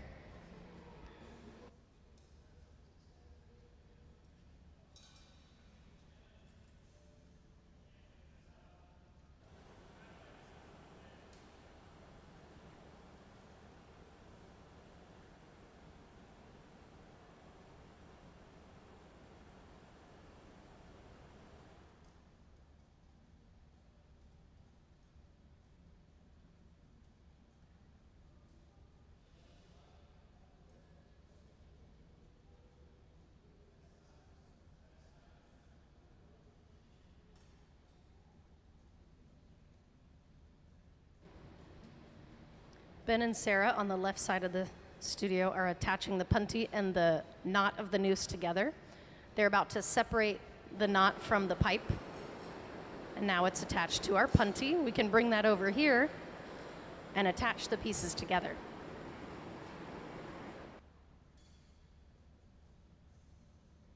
Hot glass will stick to other hot glass. So they're gonna get these pieces hot enough that we can attach them all into one thing.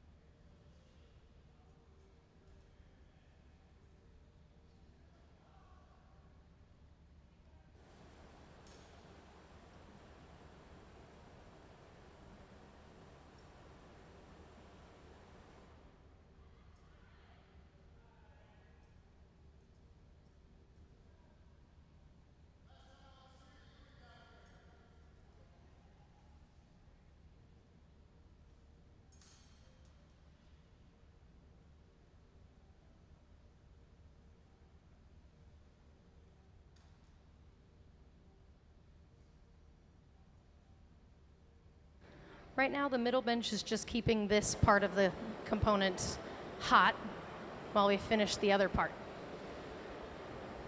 which it looks like we're almost ready.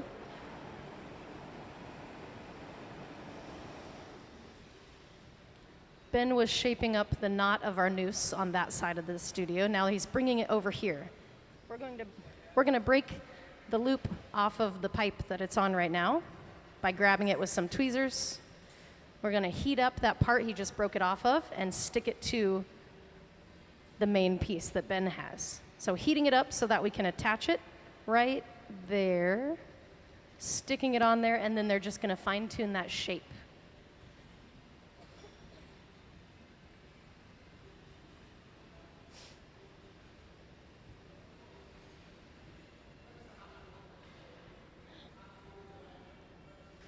Now they've attached all those pieces together, they're just going to fine-tune the sculpture before we remove it from the punty and put it into what's called the annealing oven. As glass cools, it goes through a molecular change, and that has to be done in a controlled environment. So we're going to put this piece into this big box over here called the annealing oven.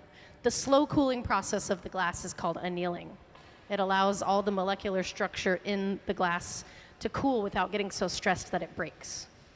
So this piece will come off of the pipe, we'll put it in the annealer, and it'll stay in there, I think 2 days is how long it's going to be in here. It'll systematically cool down slowly until it's cold enough that we can take it out and hold it. If we leave it out here, it'll break and shatter into a bunch of little pieces. So all of the pieces we've made today are in that box, sitting at about 950 degrees Fahrenheit. Sarah is all geared up to grab the piece and put it into the oven. She's got all this gear on because she's got to put the top half of her body into the 950 degree oven to load the piece in there and then close the door before it gets too cold. So she's got on some Kevlar gloves and a jacket and a hoodie and a face mask. And that's protecting her skin, her body, from getting burned when she puts it into a 950 degree oven.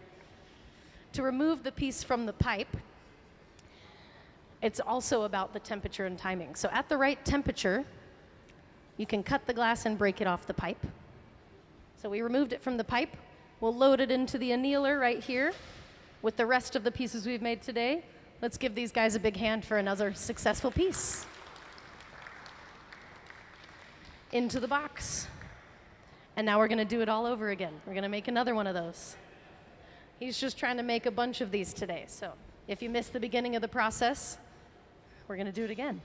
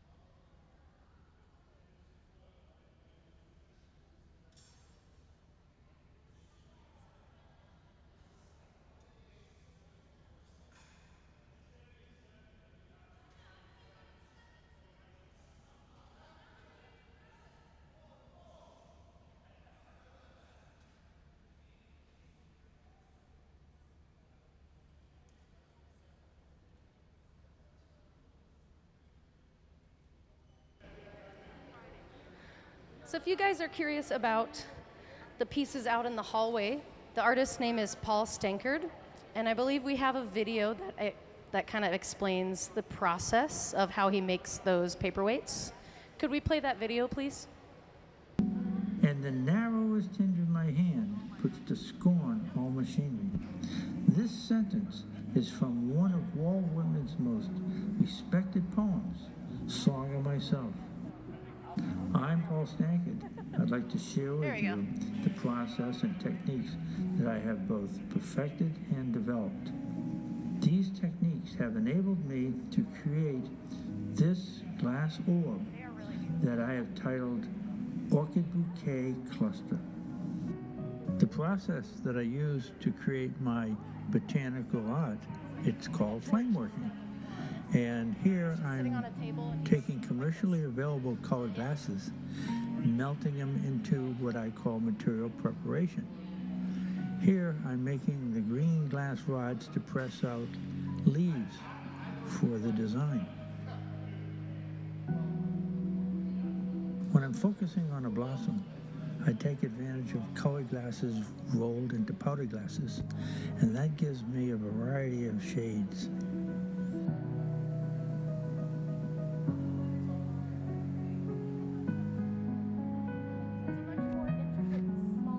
Here I'm focusing on the blossom. I'm taking the lip of the blossom and sealing sepals and petals onto the lip. And by heating the petals and shaping it, I'm developing a Paphiopedilum orchid. Once I have the blossom finished, I put it in an annealing oven and anneal it at 975 Fahrenheit so that it becomes stable.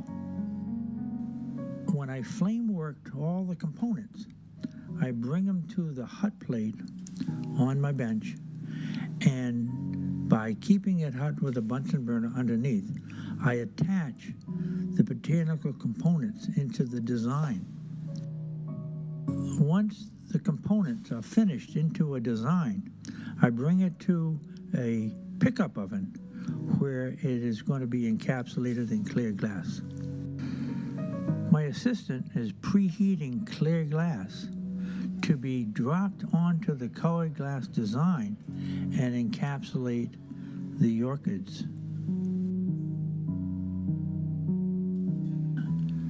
We repeat the process with two halves sealed together and shaping it into the final orb. In the studio, I take advantage of two heat sources, the glory hole and the gas oxygen bench burner. The heat involved is upwards of 2,000 degrees Fahrenheit, shaping the glass into a sphere. By putting two halves together, I'm able to suggest the design is 360 degrees. Magnification plays an important role in the presentation of the design. Once the orb is shaped, it goes into the oven to anneal for 40 hours. Once the glass is annealed, it's then ground and polished to be finished.